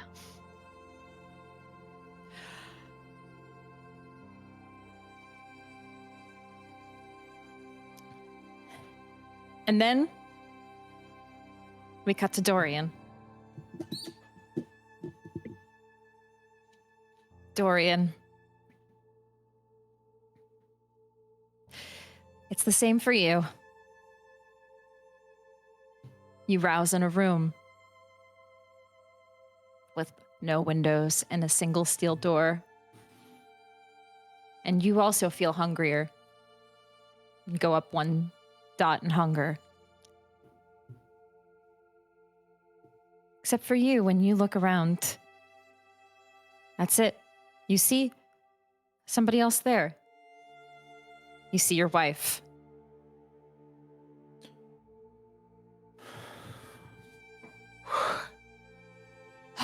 Dorian? Adeline.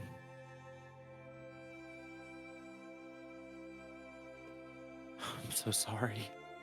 No, I'm sorry. This has all gotten too much.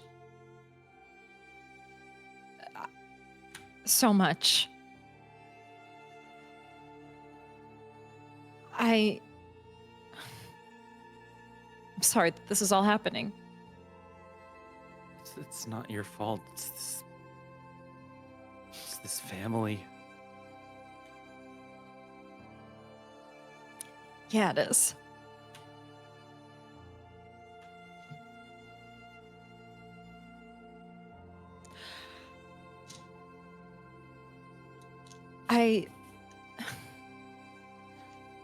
I just want to see your kids again. We're gonna see them again. We are He gonna can't get out keep of them. here. What if he... What is he gonna do? Is he just gonna mind control them to the end of their days? Like... He's not gonna do anything until they're older. He's gonna raise them like he raised me.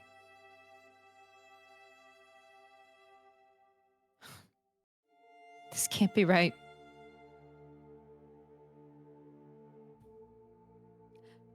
Dorian's gonna take her hand and hold it. I know this is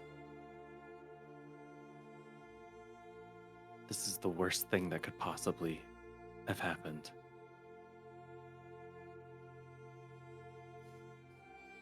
I don't have a way forward.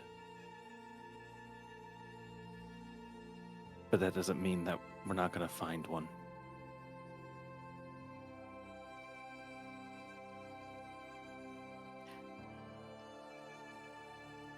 I know you will. I know we will.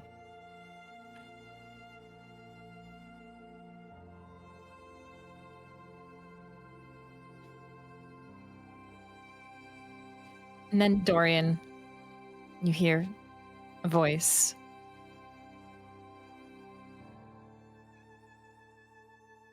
It's time, Dorian. Do you recognize me? And as you hear the voice, it's the voice of Helena.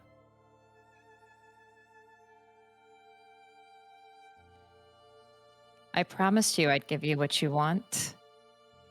Your wife. You do it now.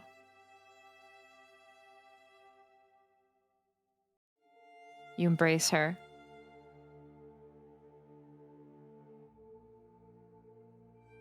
So you know it's not me keeping you in here, it's your father. But she might not last in here if he doesn't help. You do it now.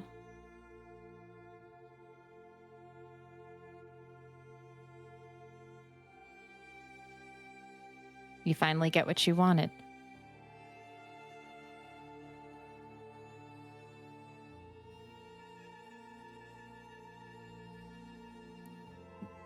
Dorian's going to silently acknowledge with a nod. And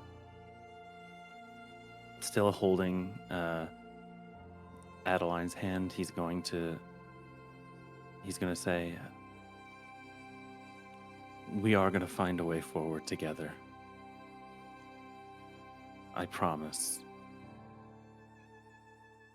We're going to be a family, all of us, for a very long time.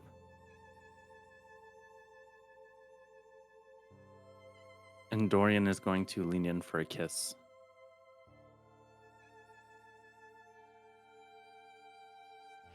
And as they kiss, he's going to pull her head to the side, and he's going to embrace her. Okay. You do that. You begin the process of embracing your wife, where you drink her vitae to almost near death. And as you do this, she welcomes it. She lets you do this. And almost a silent understanding and acknowledgement of what is happening. She lets it happen. And then, in a final moment, as you see her life drain, you give her your vitae.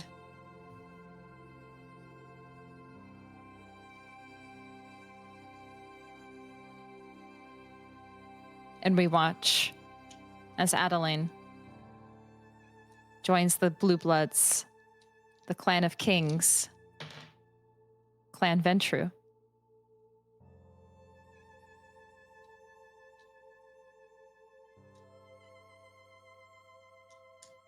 And fully joins you all in the night.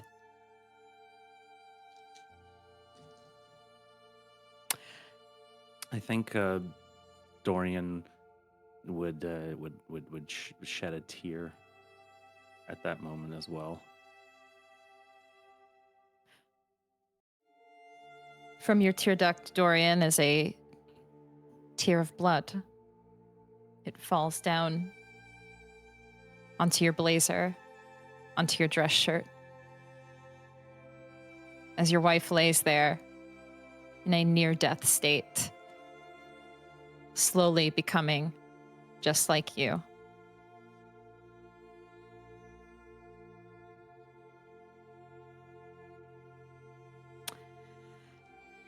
And we return to Silas. Silas, time passes, and you grow hungrier.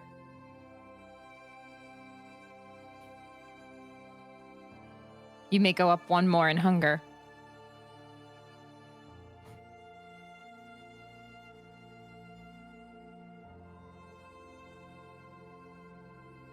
What's your hunger at right now? 4. 4.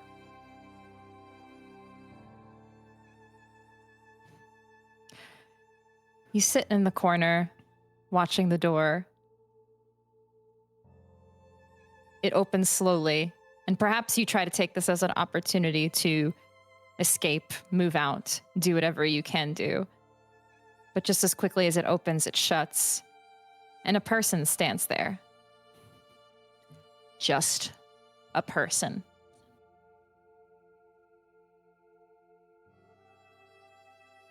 You hear the voice. This one's for you, son.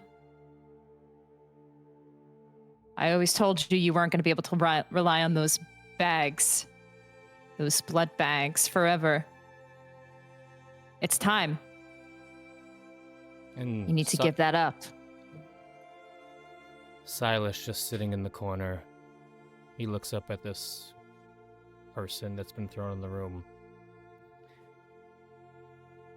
And he's feeling it. He's at 4 hunger. Probably not sleeping well. He just looks up at the ceiling. I'm stronger than you.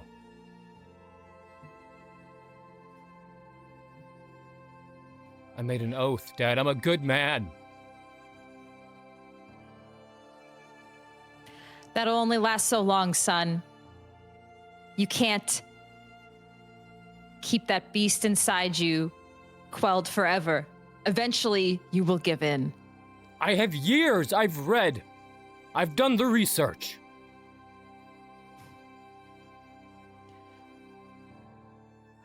Unfortunately, son, the timelines are moving quickly. The time is now. I'll go into torpor. Be a man and do it, son. Or say please, and No. I'll let you out. No, you don't deserve it. You don't deserve my respect. You don't deserve the dirt on the bottom of my fucking shoe. I defended you at the beginning. I said he's still in there. But your cards have been dealt, you son of a bitch.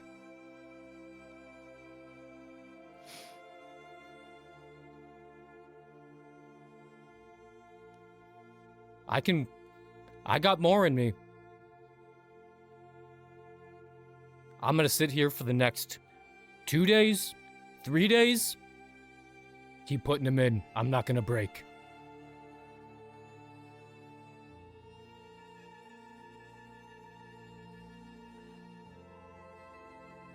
We'll see how long that lasts.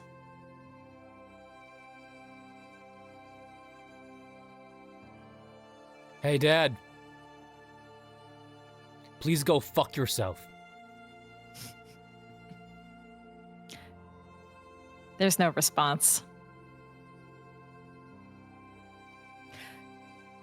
Another night passes.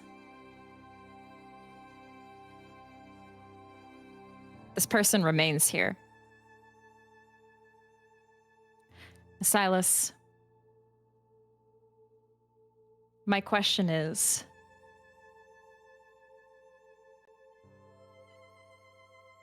how long do you fight this? As long as you can? As long as you can. Roll me a rouse check. That's a success. Okay. You remain at hunger 4. You stay there. Another night. And Silas is he's apologizing to this person. I'm sorry, I The don't... man, he looks dazed and out of it. You can tell there is probably some sort of sedative that has been given to him.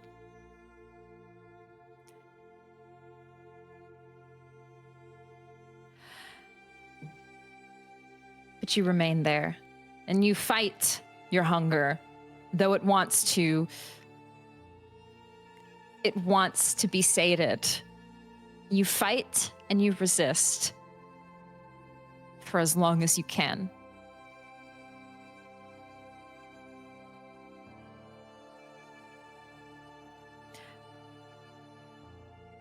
You know, son, I could really make this difficult for you. Just one small little cut, a drop of blood on the ground, you're at that level. You might not be able to control it.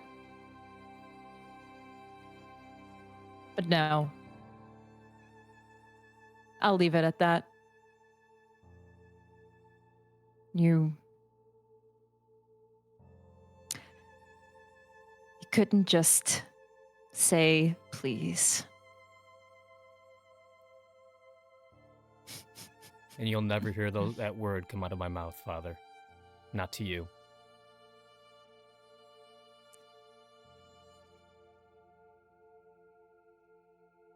Silas, you look down at your necklace. The necklace. And you see it resonate with blood. Slowly. Simone is reaching out. She's looking for you.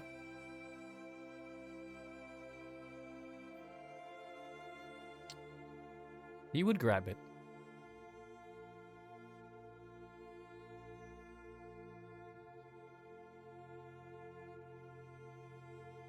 You grab it, and she senses your presence.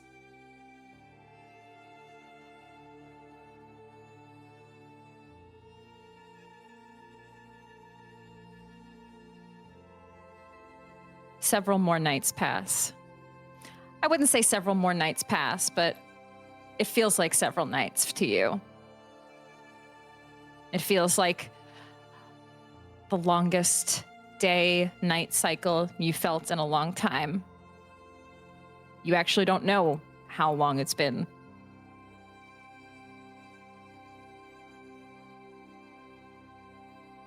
But eventually,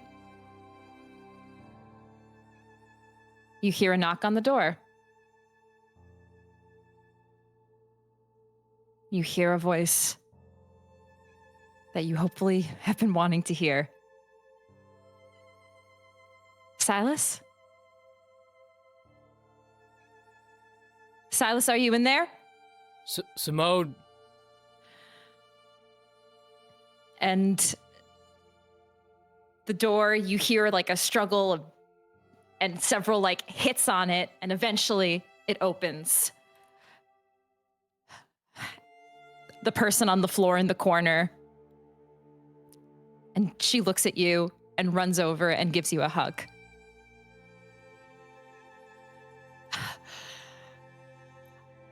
I'm so glad that you got those necklaces made. You shouldn't be here. What are you? What happened? Where are you? I know you're. Do you know what happened? How you got here? It's been like 3 nights, and I haven't heard from you, and you haven't been at the Chantry. Where am I? You're somewhere in River North, like some warehouse. My father. He put me here. My brother, Dorian, Willow. Fuck. Okay. I Where are they? I don't know. I need to feed. Yeah, you don't look good. Okay, we'll find you something. We'll get some bags and we'll head out. Let's just get out of here. And she looks at the person in the corner. Do you want to help them? I don't know. You know what? Let's just let them be. Let's let them figure it out. Let's just go. Just leave the door open. I don't feel comfortable examining them at this point. She grabs your hand, helps you up. Thank you, Two of Simone. you. Just glad I found you.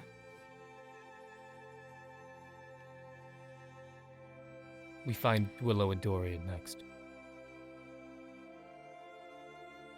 And we cut to Willow. Willow, for you, it also feels like it's been how many nights you don't know. All you know is that the voices don't stop. They continue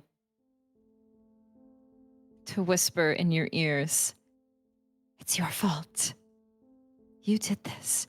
And then you see a girl. You see her face. It's that girl from the campus. The first person you killed.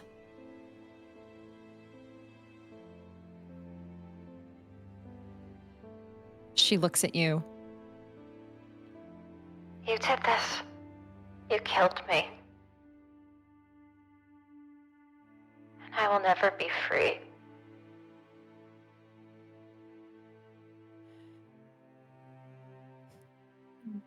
Join the club. Let's sit in here together. Willow, as you're looking around the room,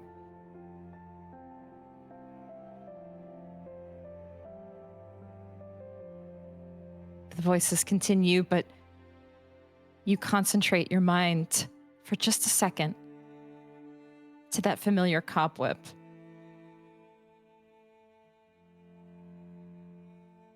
You see the web and you see a spider crawl down. The spider looks at you and crawls back up the web.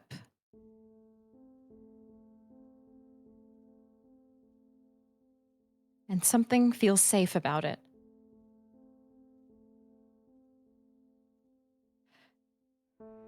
And you also hear a banging on the door. Somebody. Willow? You hear the voice of Mal Davis. She kind of turns her head and regards it as any other voice. And similar, you hear a struggle at this door, and then it finally breaks open. Okay, it's her. And you hear several voices behind her. The voice of Bronwyn. It worked. That was you. Yeah, it was me. Are you? Willow, are you all here? right? Yes, we're here. It's all here. Are you okay? And like, Maldavis grabs you, and you feel her in front of you. Definitely Are kind of you- shocks her out of it, like a, oh, real. We need to get her fed. And Bronwyn speaks up. She may not be fully here. There's little blink blinks. And Willow, as you look down and around, you see on the ground, crawling up to you, is Machiavelli. God! Oh. And she just holds him and cries. Maki Adder missed you so much in here. I did too. But he missed you more. You know how he is. Machiavelli twitches his nose and you feel the compulsion, your fractured perspective slowly fade as the one thing that helps you keep it together has returned to you. Maldavis grabs your arm and helps you up. I'm better now. I'm okay. I'm here. Let's I'm get good. you out of here. We can't leave. We gotta search. Silas is in here. And Dorian's in here, I think. Okay, We gotta we'll find them. And we cut to Dorian. Dorian, you lay there with your wife, who is barely conscious. She's in a state where when you speak to her, she says a few words, but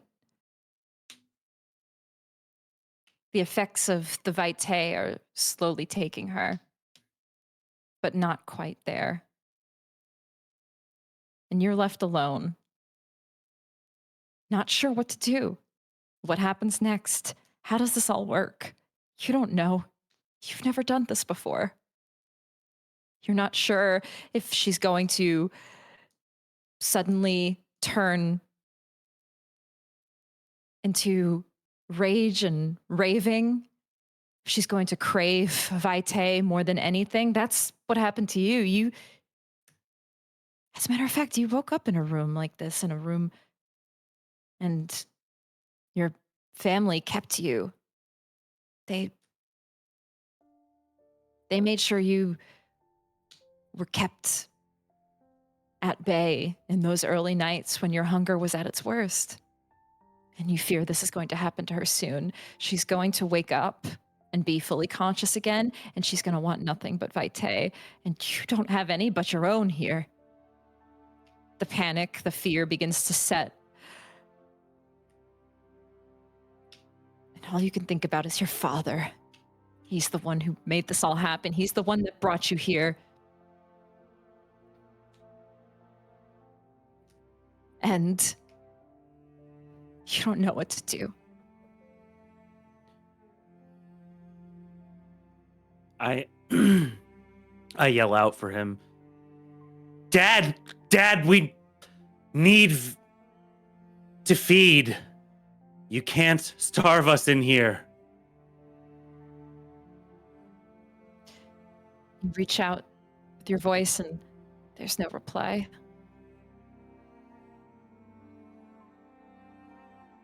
Silence. It's louder than any silence you've heard.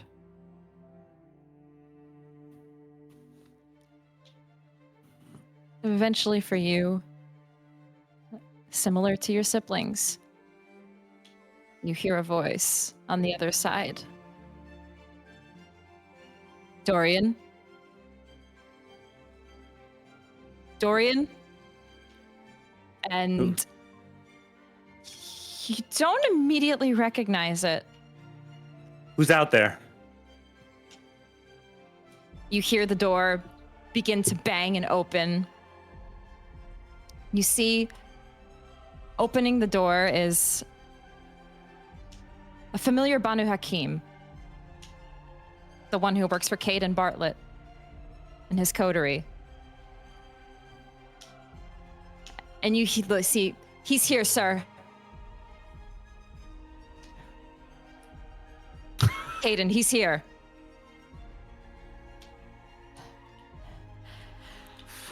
Okay.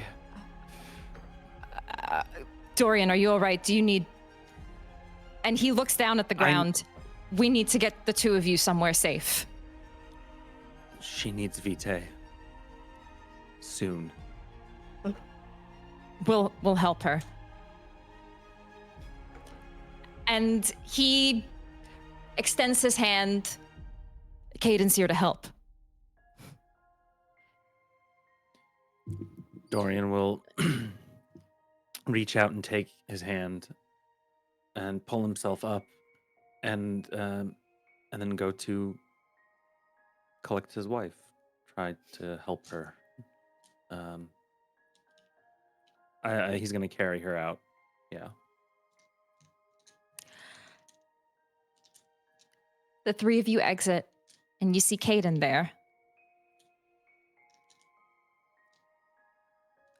Dorian, I'm sorry this happened to you. Where were you?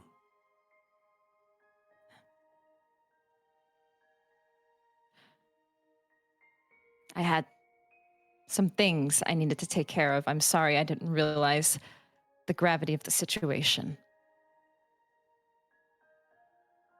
Where are had your a deal. siblings?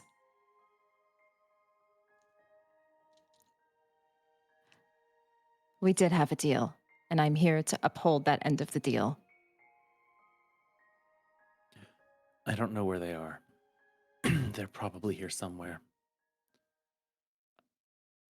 If you have people here,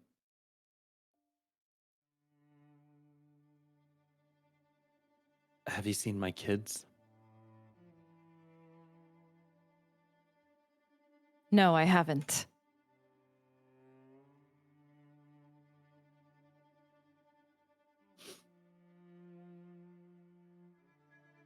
Okay. Look, let's get you some Vitae.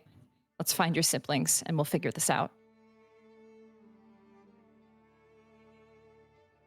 Dorian will nod and follow him. And you all exit.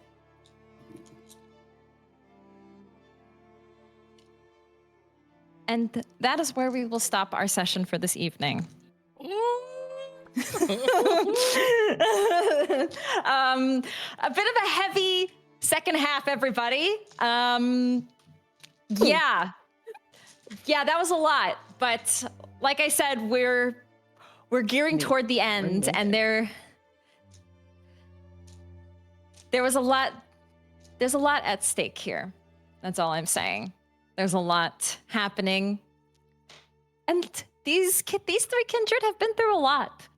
They really have, and they will continue to be going through a lot as we return on Friday, which I actually have to now figure out some things for my timeline. It's always the timelines, guys, that get yourselves messed up, okay? That's the biggest enemy of Vampire the Masquerade is timelines for me. Real. So we will be back. We will be back on Friday, a week from now. So hope to see you there for what is to come next for our Lysander coterie. They're all alive, barely. They need to feed. They need to figure out what the hell's going on, and they need to process the emotional turmoil that they just went through. So we'll be back. Thanks everybody for joining us. If you want to join us on Tuesday, the next time we'll be streaming will be our Girl by Moonlight campaign, Armored Hearts, that is just premiered this past week. So it's a great time to tune in. Join us on Tuesdays for that. Or we'll see you next Friday for Ancestral Blood. Thanks everybody once again. We will see you next time. And as always, don't let the beast win. Have a good night. Good night. Friends.